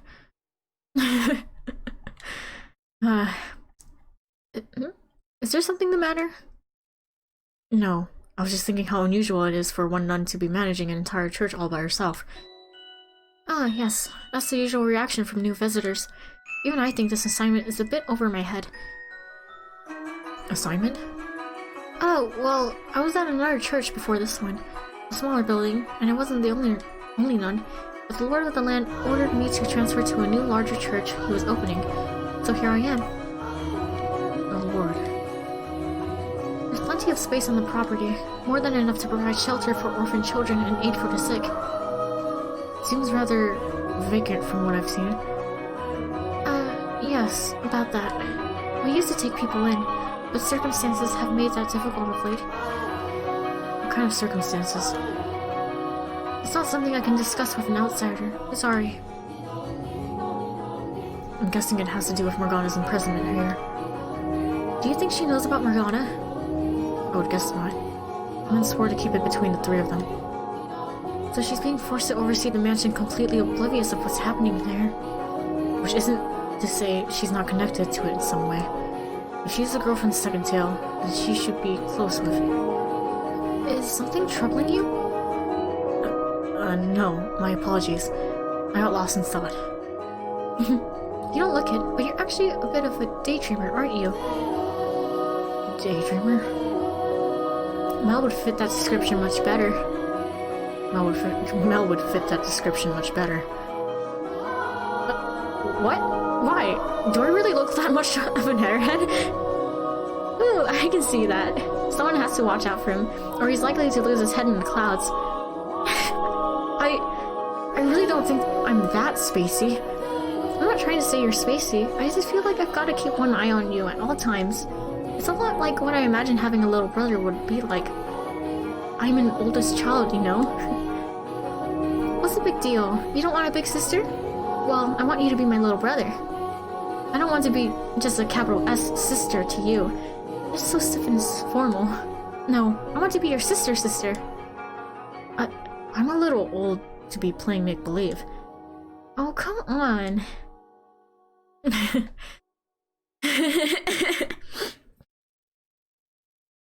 They're quite friendly with one another, it would seem.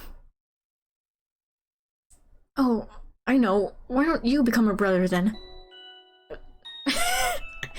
What?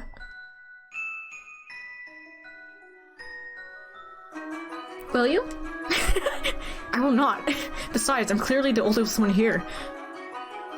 Why not? I don't think it matters who's older than who. You don't really act all that old anyway. I have at least 10 years on you.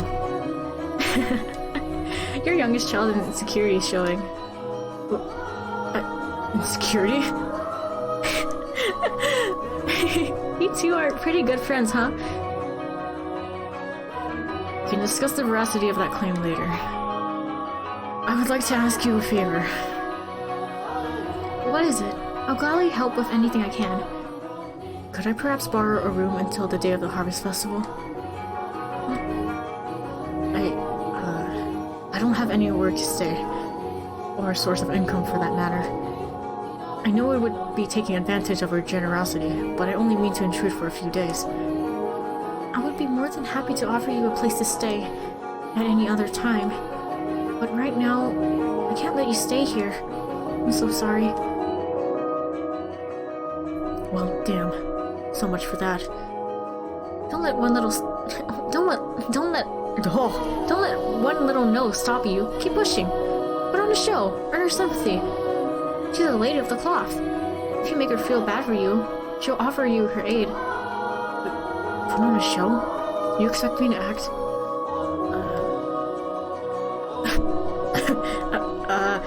I'm having another episode, and I was so sure this church would be able to help. That's not gonna convince anyone. Quite you. He was perfectly fine on our walk here. Shut your mouth, boy. As I said, we did once offer a place of respite for the ailing and needy, but regrettably for the time being, we are unable to take anyone in. What I can do, though, is give you medicine. Since we can't let people stay here with the Lord's generous assistance, we've been handing out medicine instead. So all you do here, then, is give people medication?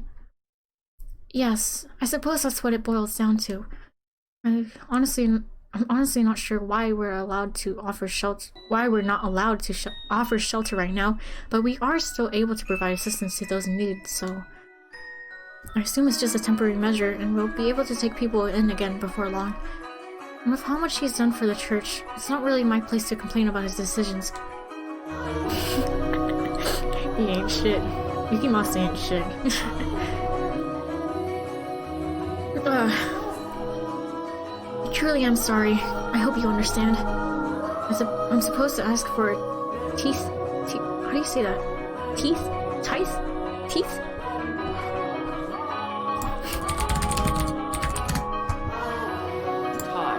Tithe? I see. Gosh. Tithes. Tithe. Tithe. That hurts. Tithe. The hell? I'm supposed to ask for a tithe in exchange normally, but just this once it's yours, free of charge. Could you tell me more about this medicine, please? It's called Saint's Blood, and it'll cure any disease. Saint's blood?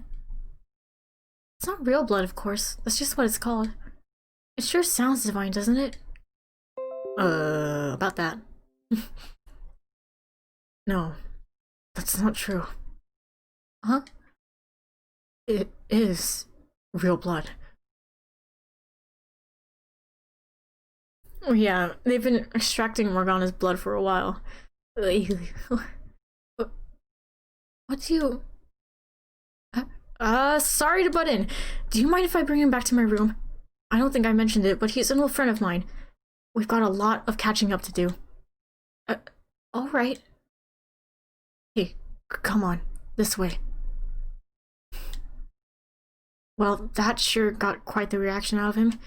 And now he's incredibly leery of you. When she mentioned the blood, I couldn't stop myself. I probably should have kept my mouth shut, though.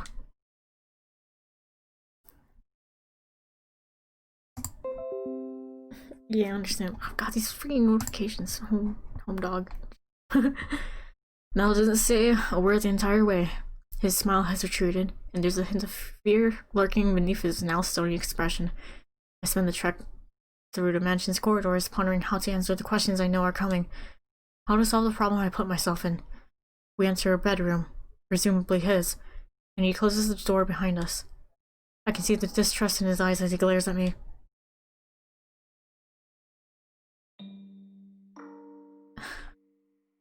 I have to ask, who exactly are you? Why did you say that back there? That saint's blood is actual blood. In response to his pressing, I...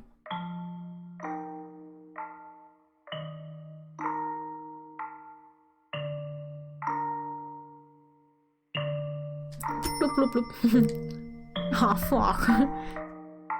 Tread carefully, or... What the fuck was so short? I suddenly can't read.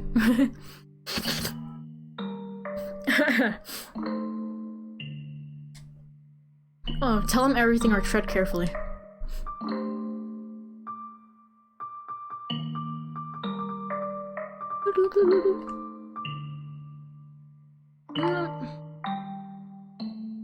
I know some choices within these parts lead to bad ends, so but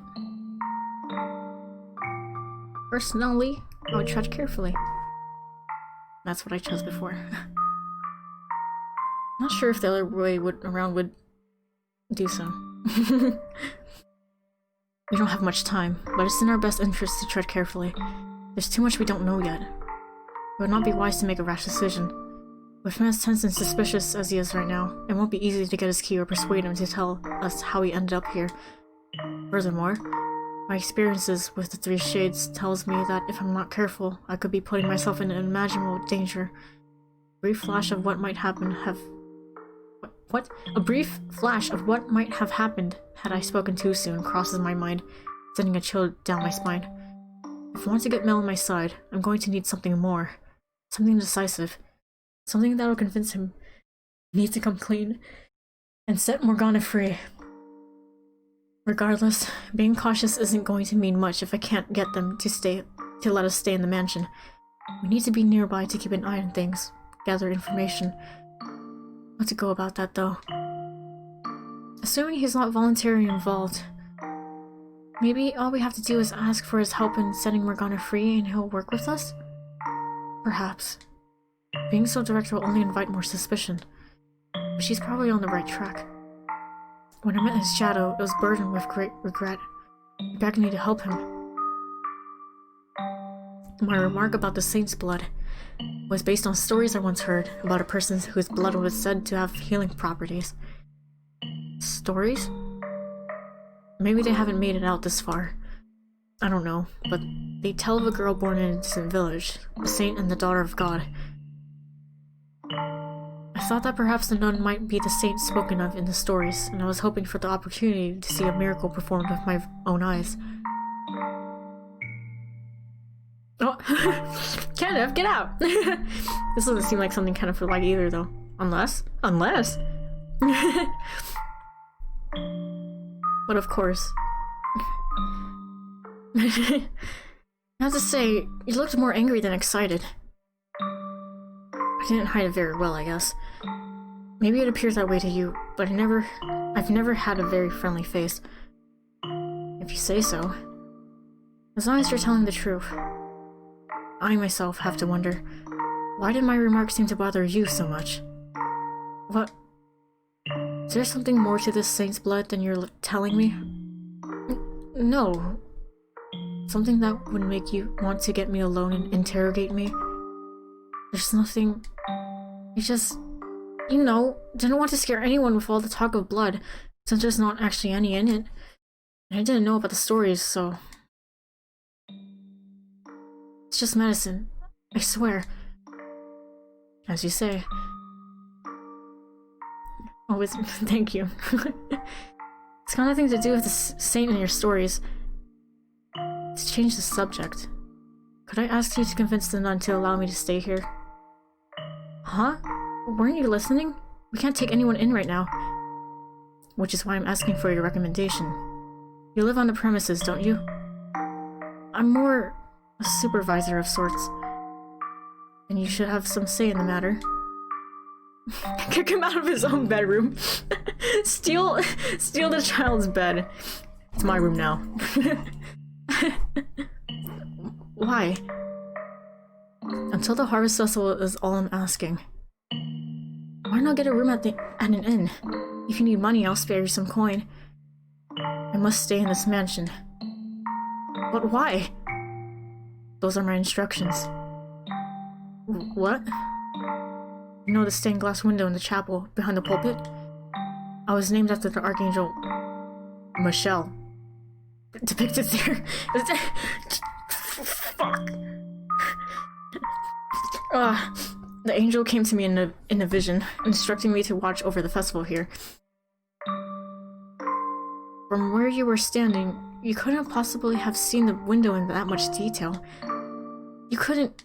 Oh, I get it. You've been to the church before, and you're just acting like you haven't. There's a metal door off to the side, leading to an observation tower. Yeah? You can see the tower from outside. Inside is a long spiral staircase. Not made of stone, but wood. Oh shit. There's a single door at the top of the stairs. How...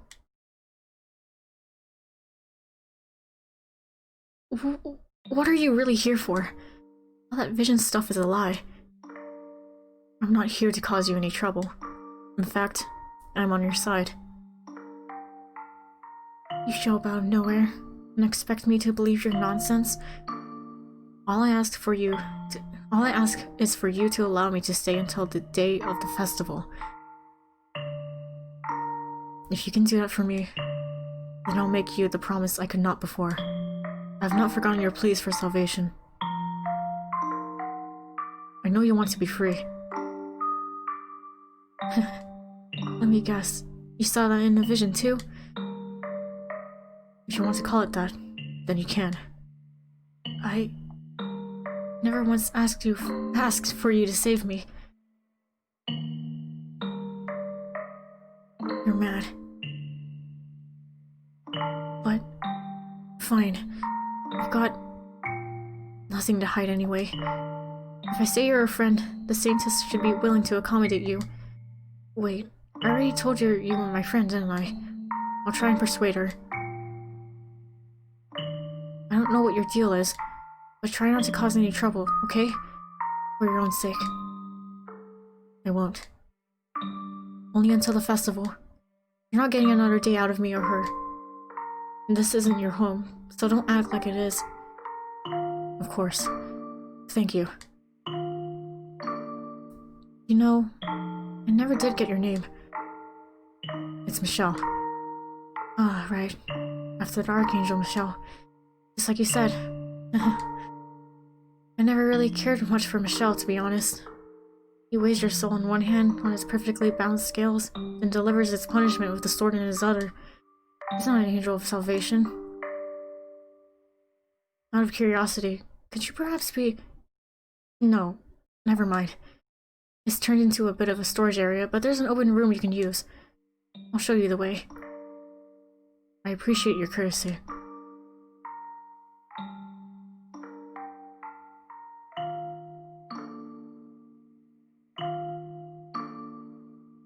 Well, this is just lovely. There are cracks in the ceiling and the walls peeling off. There is a bed at least, but it's coated in dust. This was a storeroom when I lived here, as I recall. Sorry about the condition. I didn't choose a bad room for you on purpose, I promise. If you want to sleep somewhere more comfortable, you're not going to find that here. Not a problem. I'm grateful to have a room at all. If you say so. Well, I have work to do, so I should be on my way. I'll talk to the Saintess as promised. I imagine she'll make supper for you at some point. But do keep your crazy talk to yourself around her. I'll make a note of it, thank you. See you.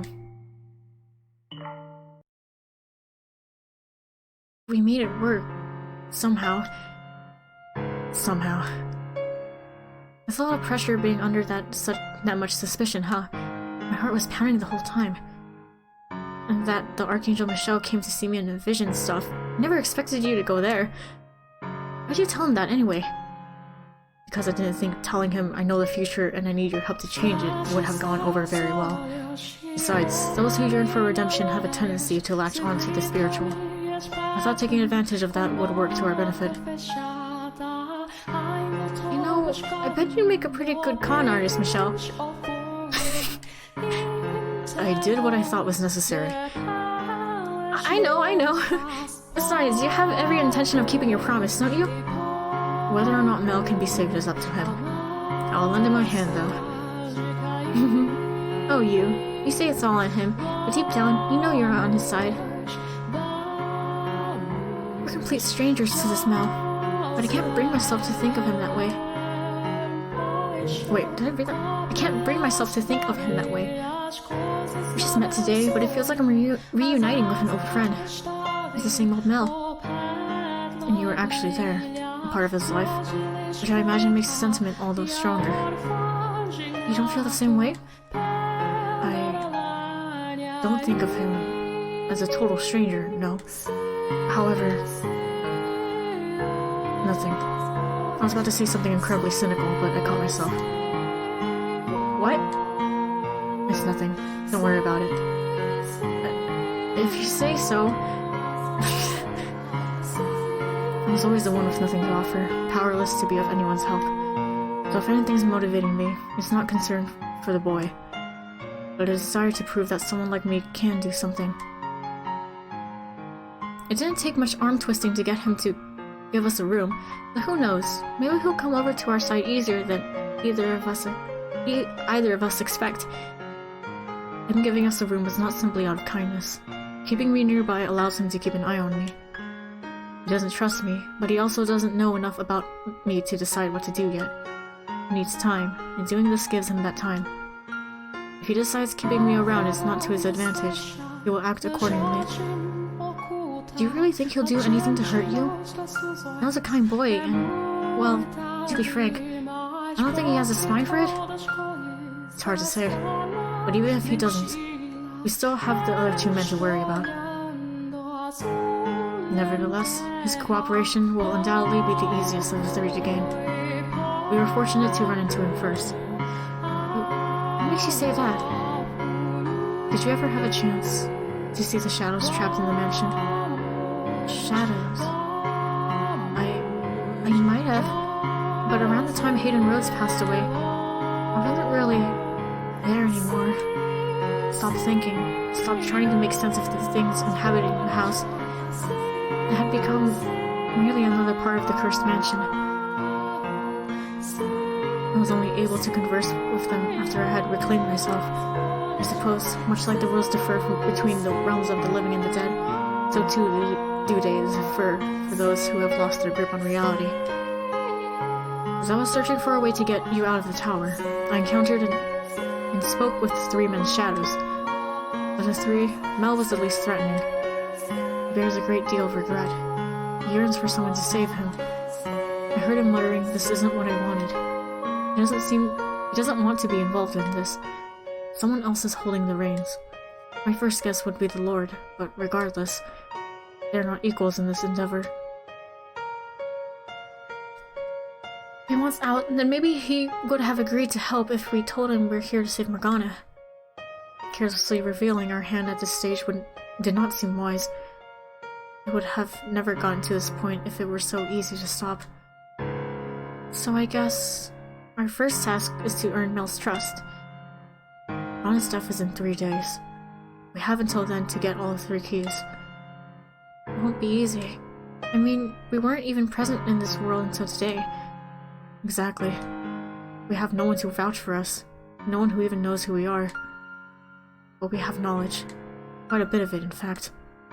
We not only know what happens in this era, but you showed me their next lives as well. From that, we can deduce how they might behave and to whom they have ties. You're right, we do. We know things we should have no way of knowing, and we can use that knowledge to our advantage. Their various interpersonal relationships are where we can get our edge, I think. They each have their reasons for locking Morgana up, and if I'm right, they're doing it for other people. It's these powerful bonds driving them. Mel's driving force would be a sister, for instance. Are they mere bonds, or is it fate that ties them together? You're right. We should find and talk to his sister. Mel is more likely to act if it's coming from her than us. I agree. If his darling sister tells him to stop, he won't have any reason to continue his involvement. Knowing how the first tale ended makes me slightly uncertain. But for now, we can work under the assumption that he does genuinely care for her. What do you want to bet she's somewhere nearby? I mean, she will be. It was her death that sparked the chaos on the day of the Harvest Festival. Right, it was. No, you're exactly right. What I was going to say is that people tend to keep those they care most about close by. It would appear I have a bad tendency to focus too much on the facts. That was entirely unnecessary of me. Giselle did not need to be reminded of that. I'm sorry. Huh? What for? For being careless with my words, inconsiderate. No need to apologize for the truth. Besides, you and considerate are like oil and water. And today, you're the fire to my oil. We have 3 days to stop this tragedy. Let's get to work. Let's. We'll probably have more luck asking than just searching for her. If we can't find Mel, then none might know.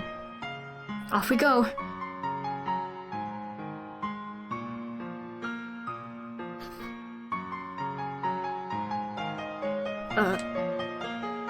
As I step into the chapel, I see an old man waving to the nun as he heads for the door. The man is practically beaming, and judging by the vial in his hand, he's happy about more than simply having the chance to see her. Is that Saint's blood? According to Morgana's account, a disease began spreading through the city at the Harvest Festival, eventually eradicating the population. In a time like this, where medical knowledge is so limited, a plague would be almost unstoppable, and the sight of so many people dying so quickly could appear to them the work of a demon or a curse. We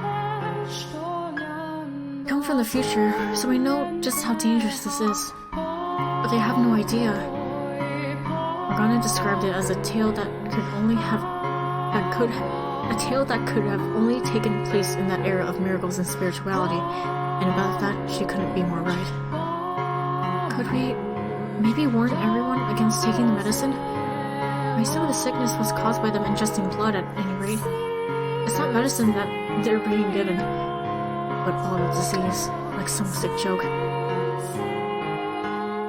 If we could convince them to stop taking Sate's blood, then maybe that would prevent the city from being destroyed. But the fact that it's being distributed in the house of the Lord and peddled as a miracle cure plays right into their deep-rooted spirituality. Would it even be possible to convince them otherwise? And besides, it's not them we came here to save, but...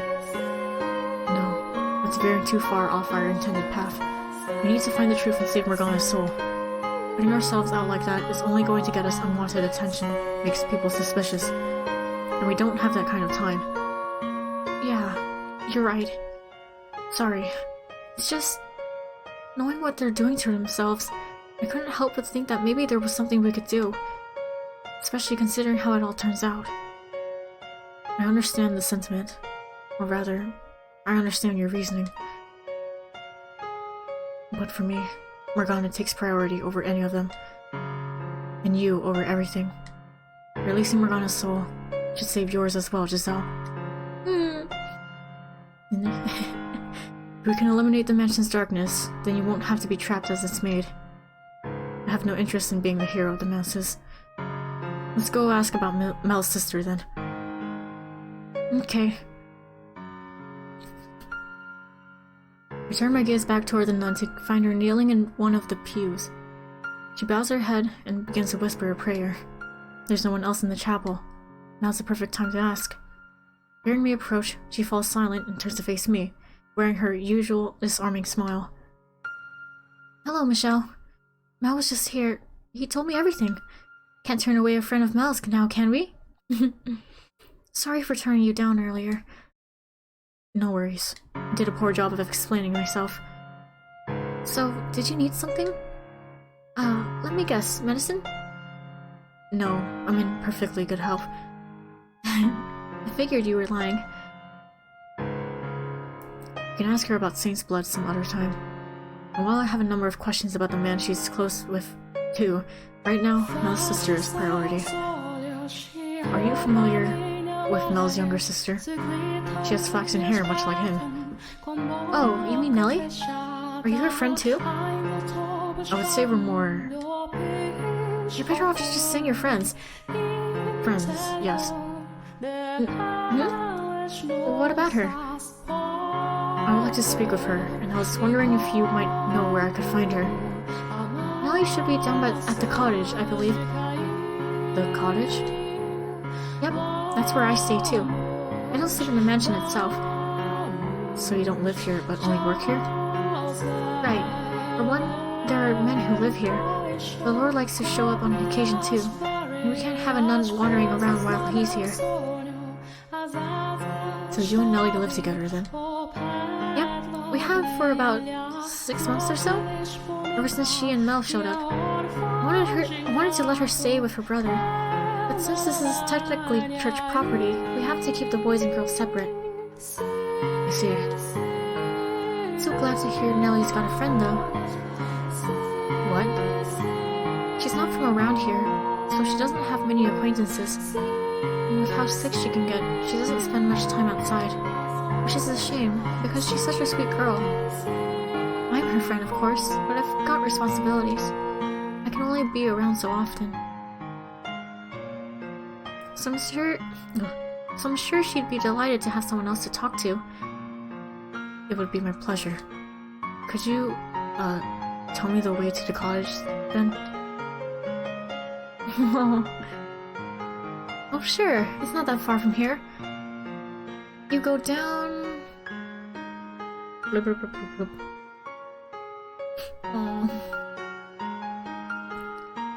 The directions I got from the nun lead me to a place I know for my own time. It's the same building where the man who had been ordered to keep me under surveillance stayed. Sunlight seeps relentlessly through the trees, and I find myself having to look down at my feet as I follow the path. It's blindingly bright, painful. How are you holding up, Michelle? Are we alright? The sun's past its peak. In a few hours, it won't be nearly as bad. Don't push yourself, okay? Okay. The trek is a reminder of just how inconvenient my body always was. And having this chance to experience being alive again, I hoped of both the good parts and the bad. But now is hardly the time to complain about my sensitivity to the sun.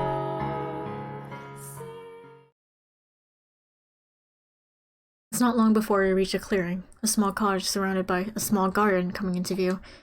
And crouching by a flower bed, picking flowers, is a flaxen-haired girl. Are you Nellie? Though several details of her appearance don't match my memory of her, she still has that distinct hair. It could be nobody else. This Nellie is considerably thinner and looks rather frail. The effects of her being ill, I presume. Who are you?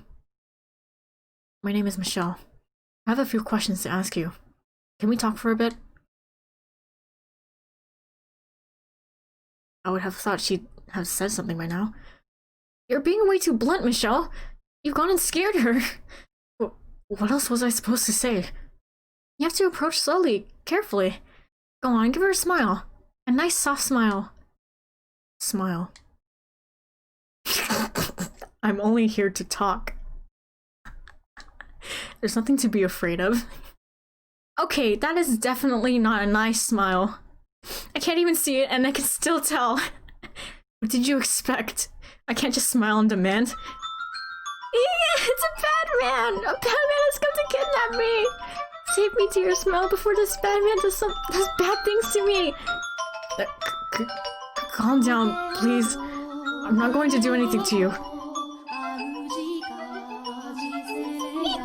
Don't get any closer! I know you're trying to do bad things to me. I'm not going to do bad things to you. I couldn't, even if I wanted to. Don't move or I'll call the guards on you. Please, calm down. I mean you no harm, honestly. That's what all bad men say. No, Just sounds like... Giselle, don't just watch. This would be a fantastic time for a little advice. Got it. Maybe she'll calm down if you mention Mel. You're a genius. I'm a friend of Mel's. He was telling me about you, and how you wanted someone to talk to. He asked me to keep you company. Mel asked you? To come talk to me? He did. Do you trust me now? So that makes you his friend then? As much as it pains me to admit it.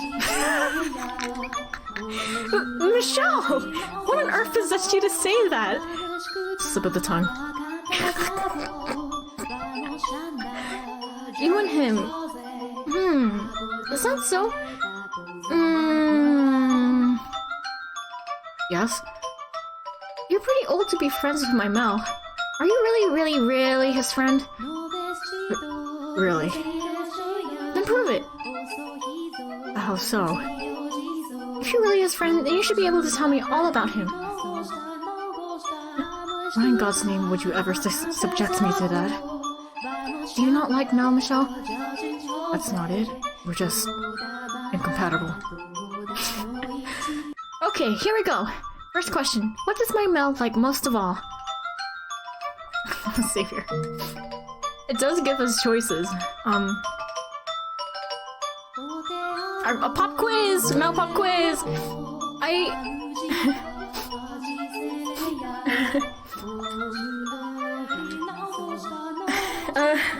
don't know if answering wrong has consequences, because I don't know, it's just a little girl. What could she do? She's not gonna kill us. Naps. Nellie. Theater.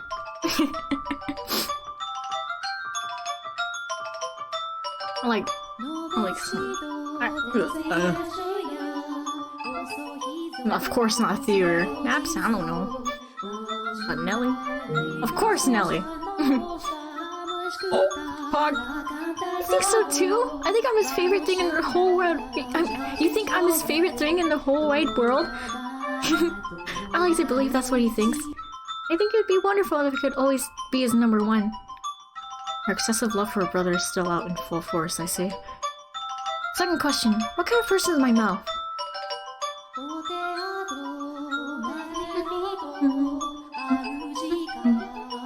He's a nice guy. This sycophant. He's a spineless chump.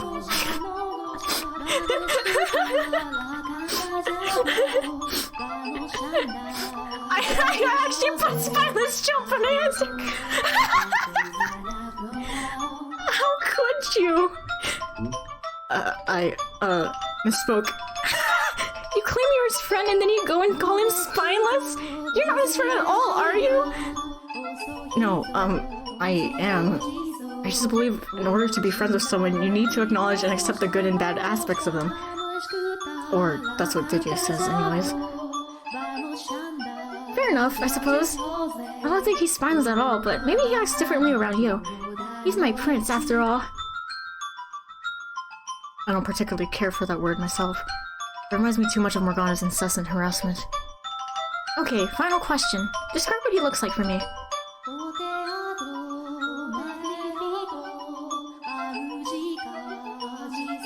We try not to scrutinize other men.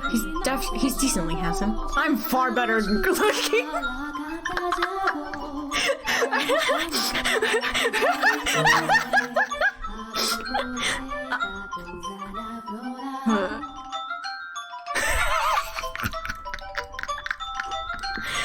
That's not what I asked. You're just full of surprises today, aren't you, Michelle? It sounded funnier in my head. I will admit, you do have a few things in common with Mel. Such as... He's not really all that masculine, and neither are you. You know, at least in appearance, you might make him a cute prince. You don't sound very flattered. Why would I be? She said I wasn't masculine. That's so sad! I'm sorry laughing at your pain, Michelle. Oh my gosh. Not everyone has to be big and beefy. I like you just the way you are, Michelle. I know you're trying to make me feel better, but... Well, that's the last of my questions. You're not a complete stranger, it seems. Sure, why not? You can be my Mel's friend. Jeez. Why, thank you. This is great. I was sure you were a bad man. Why is it that the first impression everyone has of me is never that I'm someone decent? Any friend of Mel's must be a good person. No, an amazing person. That's quite the faith you have in him. Why wouldn't I? He's my big brother. That's some circular logic. Is it just you? Is Mel not coming? He's rather busy at the moment. Oh, he always has something to take care of, that Mel. He's hardly given me any attention these past couple months. That's okay, because today I've got you to keep me company. Yes, you do. I can't stay long though. Alright, just stay until sundown then. You had something you wanted to ask me, didn't you? Well, if you're a good enough friend, I'll tell you anything you want to know. And how do I go about that? Talking. Lots and lots of talking. You have to keep me entertained. You're asking far too much of me. She's not asking much at all. She just wants to talk. Do you think someone who spent 13 years in isolation knows the first thing about holding a pleasant conversation? Hey now, I was there for a year of that. I'll help you come up with topics, so go on. Do you not want to talk to me? No, I do. I'm just not much of a conversationalist. Okay, then stop talking, you can sing. I've never seen a minstrel before, but I've always wanted to know what kinds of songs they sing. Will you show me? I've never seen one myself either, but I have heard secondhand accounts of the songs of traveling jongleurs. Very well then. I'll teach you a song an old acquaintance of mine heard while traveling. Whee! I can't wait! Here goes.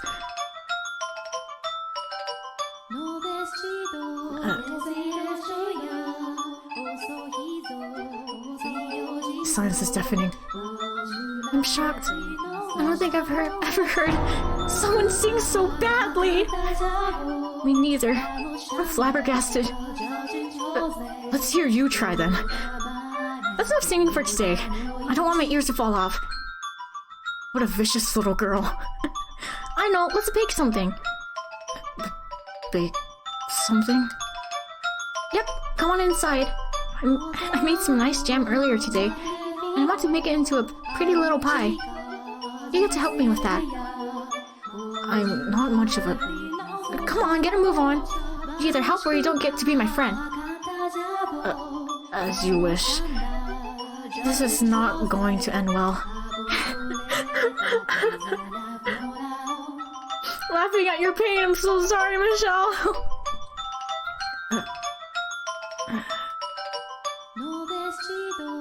Unbelievable. Absolutely unbelievable. How on earth do you manage to turn a pie into this monstrosity? I gave it my best shot. There's only one explanation. You're possessed. It's true, he is, but I'm a perfectly good chef. Michelle's just naturally terrible at it. God, could this go any worse? I can't give this to Mel. You're dimwit, loser. I'm sorry. Well, I guess we've got no choice but to eat it ourselves. I'll set the table. What? And I'll make us some tea while I'm at it. You know, I've always dreamed of this. Sitting around a table with a friend, having snacks and just talking. Oh? Yep, and for that, I can deal with a little awful, disgusting pie. It's just too bad I couldn't share with my Mel too. I see. For all her complaining, she seems to be enjoying herself. I can only imagine how lonely she is out here. While she may act all bright and cheerful, beneath it is a real sense of isolation. And the same can be said about the girl behind the first door. As vivacious and pushy as she could be, you can see hints of loneliness behind it all. Her brother was practically all she had while she lived in the mansion, but if I were to guess, that's not the life she really wanted. I bet she would have preferred to be able to go out and play with friends. Being born into a noble family takes away a lot of your freedom. Even in such drastically different time periods, she's still the same girl inside. Actually, maybe the parallels extend beyond her as a person, and into the courses of her two different lives. Perhaps that means all those who were reconstructed at Morgana's wish are destined to lead similar lives. Though destined might be putting it too nicely. Nelly. I would be glad to lend you my ear, if you would like. You can talk about the weather, or your brother. Anything you want. You will? Great! Take a seat! I've got lots I want to talk about. More than you can possibly imagine. You'll never guess what Mel said next. And I mean more to him than anyone in the world. So I'm growing flowers out in the garden, right? Well, when I've got enough of them, I'm going to make a big bouquet and give it to Mel. Back at home, we've got this really, really big yard with this huge tree we used to take naps under when it was nice out. So what do you think about the tea I made? The flower petals what really ties it all together. Oh, and you won't believe what happened after that.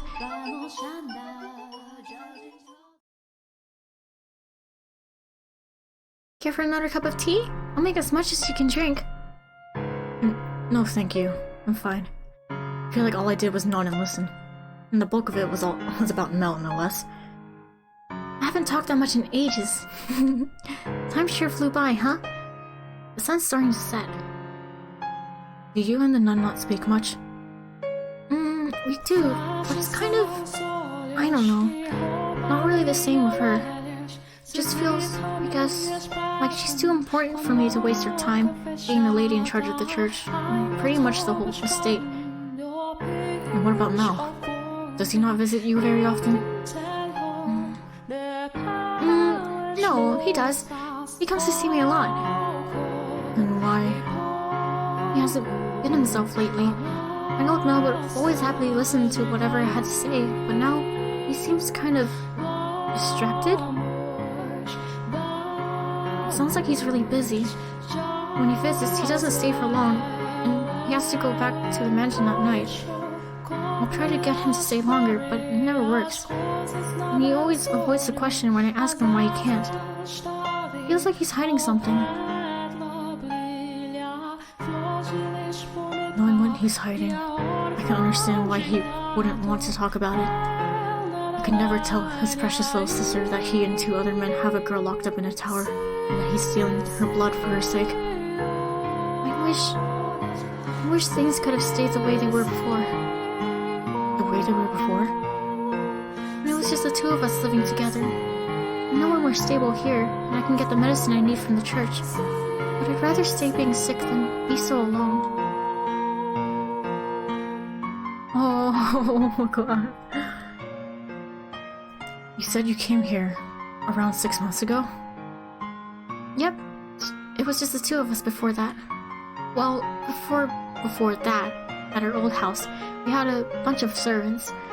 But I never really liked it there either.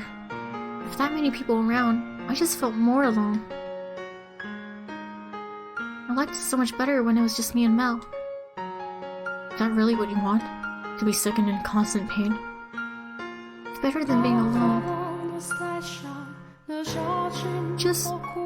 Mel just doesn't get it. He doesn't understand that the loneliness is so much worse. Maybe that's just a guy thing. I don't get what it's like to be ignored. What it feels like to be left in the dark, not knowing anything.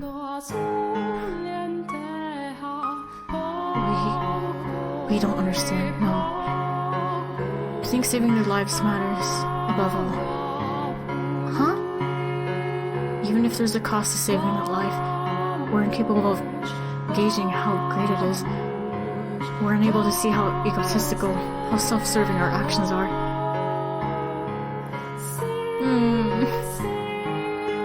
Are you talking about yourself? The same could be said of Mel as well, I imagine. Mel's still around though. He's there, but it's like he's trying to avoid me. All I want for him is to be here. To be with me. That's all I really want. It doesn't even have to be a perfect fairy tale prince. Have you ever told him that? What? Have you ever told him that he doesn't have to be the perfect brother? That you'd be happy with just having him there?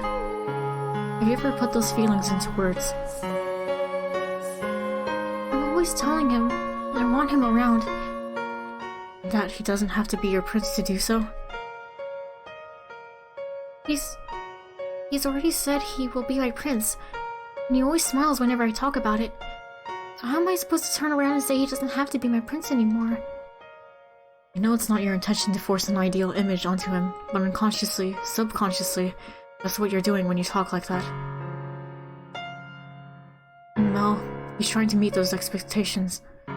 Actually, he may not be conscious of it himself, and he just believes deep down that that's the kind of person he's supposed to be. Or more accurately, he seems to have a need to make himself look good to others. He believes that if he's good to others, they'll be good to him in return. Am I a burden? I can assure you, he's better off with you around. But I am a burden to him right now, aren't I? Be honest with me. Yes, you are. Does Mel not like me anymore? Is that why he's been avoiding me? I promise you, that's not the case. At the very least, he's doing what he's doing now because of how much he cares about you. You promise? I promise. I love him. I love my Mel so very much. Too much, in fact. To be honest, I know I do. I understand that, really. I know I'm making his life difficult. Mel is all I have. He's the only person I can latch onto. I can't control my feelings. It can be difficult to tame your emotions at your age. There's nothing wrong with that. However, you should have taken stock of those emotions, sorted through everything you've got on your mind, and then sat down with him to talk it out. Even if those things you feel seem wrong or unspeakable. You should have opened up to him, taken the time to figure out what works best for the both of you. You two needed to face the things you carried in your heart, the things your brother carried in his. By not doing so, you end up never quite on the same page. Small misunderstandings piling up until it all comes crashing down. If they had just talked it out, communicated their feelings to one another, maybe their tragedy could have been avoided, even with Morgana's curse in play. Yeah. Ugh. If Nellie had only had a chance to come to grips with her feelings for Mel, maybe things wouldn't have escalated the way they did. Her actions that night were arguably hysteric, but she wasn't always like that.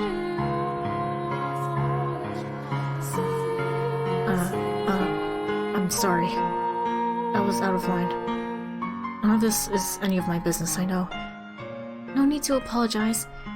You're a very curious man, you know that? Huh? We only met a couple hours ago, but you talk like you've known me my whole life. It's like you can hear everything I'm thinking, see everything in my heart. Did Mel tell you all of that? No. He did not tell me much. I didn't think so. He doesn't know me that well. It's not too late, is it? I talked to him, really tell him how I feel. Do you think Mel will listen? I know he will. It won't make things worse? It won't make him uncomfortable? There is a chance that rifts may form at first, but those cracks can be filled again, and I promise you, the result will be something much better than if you had held it in. It will all work out. Okay. Next time I see Mel, I'll tell him. I'll tell him he doesn't have to try to be my prince. Good. You really are a curious man. You're the first person to ever talk to me like I'm a real person. Everyone loves to say how sweet and adorable I am, but that's it. I was only ever their make-believe princess. You are a real person, I assure you. Thanks. You know, after talking to you, I'm feeling a whole lot better. Like I can do anything. I'm glad you came by today. And I'm glad I could meet you in person. It's weird. It really feels like we've known each other our entire lives. I've known of you for some time. Or perhaps I should say, what you will become. Huh? Oh, no. Ignore me. Were you... Was that supposed to be a pickup line? Bad, Michelle. I'm still too young for that. No, I wasn't... And now you're getting all... And now you're getting flustered. I swear that's not what it was. I know. Jeez, do you really think I trust you that little? Sorry. Oh, I just had the most wonderful idea. Oh? Yep. Instead of being my friend, I'll let you be something even better. Huh? You're my second brother. Second brother? A brother is much more special to me than a friend. Oh, we're aware of that. Though obviously you can't be my number one. I'm blanking. She's taking a liking to you. This is good for us. I'm not sure how I feel about her putting so much trust in me so quickly, though. The amount of time it takes isn't important. What matters is that you listen to her, you understand her, and you treat her like a real person. In her eyes, you're someone she can depend on. Do you not want me as your sister? Actually, I was the youngest child, so having a younger sibling would be, Would be what? Come on, spit it out. It would be rather nice. You bet it would. Who wouldn't want an adorable little sister like me? That's a bit narcissistic, wouldn't you say? Well, it's true, isn't it? Go on, tell me I'm adorable, dearest Michelle.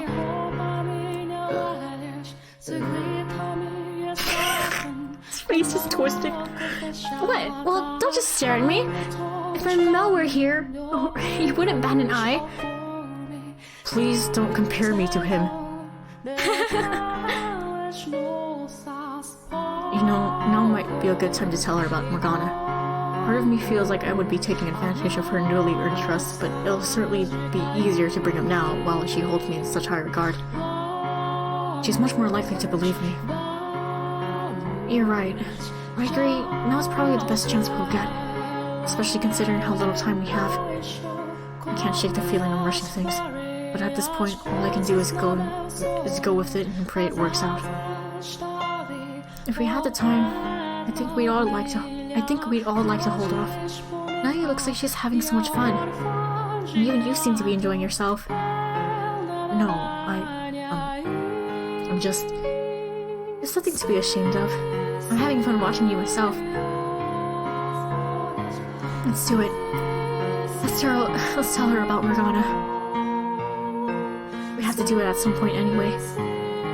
Yes, let's. Nellie, do you mind if I ask you a question? What is it, dearest Michelle? Ask me anything you want. Have you heard of something called Saint's Blood? You mean the medicine? Yes, except it's not actually... I know, yeah. It's actually the Saintess' blood, not medicine. And no telling. You... what? One day, before we moved here, when it was just me and Mel, the Saintess came to visit. My mind had been all foggy for a long time, like I was not quite asleep, but not quite awake either. But when I heard her soft, pleasant voice, the fog cleared a bit. And then she performed a miracle for me. Blood is awful and gross and terrible, but the Saintess's, hers is different. Hers is pure. So you're saying, you know everything, Nellie? About the observation tower and... Huh? The tower? What about it? That's where they keep her. What? No, the Saintess is always in the chapel. And she stays here with me. She comes back at nights. In fact, she should be here any minute now. So, she thinks the Saintess is a nun and not Morgana. No, Nellie. That blood comes from... I'm really, really grateful to her. She didn't just perform the one miracle. She's been taking care of me while I'm here too. So whenever I see her, I always say thank you. I thank her for sharing her blood with me. She always says it's nothing with a big smile. Nellie, no. The nun has no idea. She just assumes Nellie's thanking her for giving her the medicine. I owe the Saintess my life. No, Nellie. She's not the one you should be grateful to. Huh? The girl you owe your life to has been locked up, suffering and alone even as we speak. But the Saintess is at the church. The girl who came to visit you is not the nun everyone calls the Saintess. Her name is Morgana. What are you talking about, Michelle? The Saintess is locked up? Stop that. I have no idea what you're talking about. Everything I'm telling you is the truth. Please believe me. While you were lying in bed, sick and barely conscious, did you get a look at the Saintess who gave you her blood? Didn't, did you?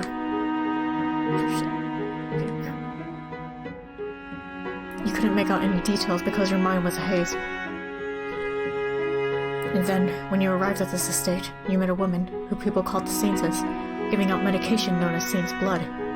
So you assumed she was the one who had cured you. That's a story you chose to believe. What you're saying is true. Where is the other Saintess? The one who came to see me? She's...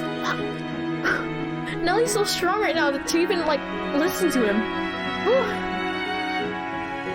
At the top of the mansion's observation tower, The door to the tower is locked. She's imprisoned there. And how do you know this? Because it wouldn't be wise to tell her from the future just yet. That would only serve to confuse her further. All I need to convince her right now is that Morgana is being held in the tower. There's an idea. Perhaps I can borrow from the story the white-haired girl told Mel. I received a letter. A letter? There's a single window far out of reach in the chamber at the top of the tower. A dove flew in through the window, and so she wrote a letter, tying it to the bird's leg and releasing it in the hope someone would come to set her free. Well, that letter ended up in my hands. If that's the case, then who locked her up? Was it the Saintess? The one I know? No, I don't believe the nun is aware. I think she's simply doing her job in good faith. Then who? Michelle. I know very well that what I'm about to say will likely crush her, but I can't let that stop me. Who would do such a terrible thing? Nellie, I want you to brace yourself for what I'm about to say. There were 3 men participating in Morgana's imprisonment. And one of those 3 is your brother Mel. I understand that's the last thing you wanted to hear. But please believe me, I would not say something so upsetting lightly. I wish to save Morgana, the true saint. And I would like your assistance. Without your help, I can't get her out of the tower. I need you to get through to Mel, otherwise both he and Morgana will remain entrapped. It's not true. Nellie. You're lying! You have to be! My Mel would never do something so horrible! You're a terrible liar! It's true. I swear to you. You think we're going to believe that? My Mel's an amazing, wonderful person. He's not cruel and evil. He's good and kind like a prince. And a prince would never lock someone up. I know you're not blind, Nellie. You can see that all your prince talk has been putting pressure on him. So? You think that's going to change my mind? He has no reason to do any of that. Does Nellie? He's certainly not happy about it, no. But he's doing it for you. What do you mean? He needs her blood to keep you healthy. So, to ensure he always had a supply. But, no, he... Despite that, Saint's blood probably doesn't even have healing properties. No one benefits from doing this. Not you, not Mel, and certainly not Morgana. And I don't think anyone can stop him except you. Oh, listen to me. Did you not just say you would talk things through with him? Just shut up. Stop talking already. I'm done listening to you. Nellie. I'll never believe you. You're not my brother anymore. You're just a horrible, horrible man. Who do you think you are to march in here and try to make my Mel into the bad guy? After I made you my second brother. What's wrong with you? I trusted you. I ate nasty pie and had tea with you. But you're just a mean, evil man here to turn me against my Mel. I know you don't want to believe me, but I'm telling you the truth. Every word. I beg you to open your eyes. Ask him yourself. If you don't believe me, then ask Mel about Morgana. I guarantee you, he'll panic. Enough. Enough already. Get out of here. Get out. This instant. Nellie. Don't say my name. Just go away. Get out of here. Now. I don't want to see you ever again. I should have chased you out off the moment I saw you. Get out. Now. I pray you can find it in yourself to open your eyes and face the truth. Get out. One last thing before I go, Nellie.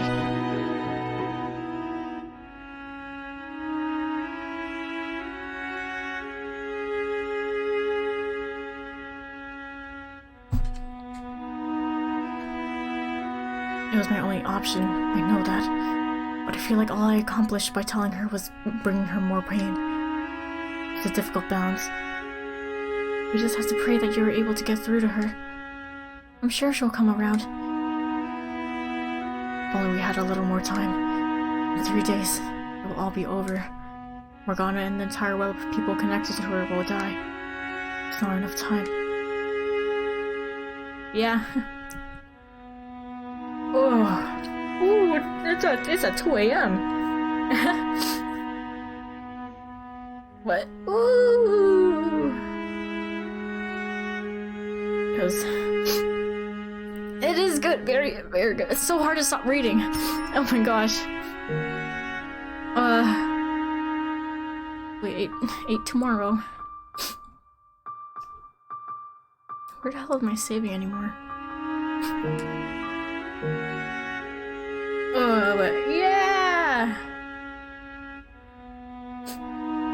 What will happen when we go back to the mansion? Find out next time. Thank you once again for watching this for like 3 to 4 hours each night.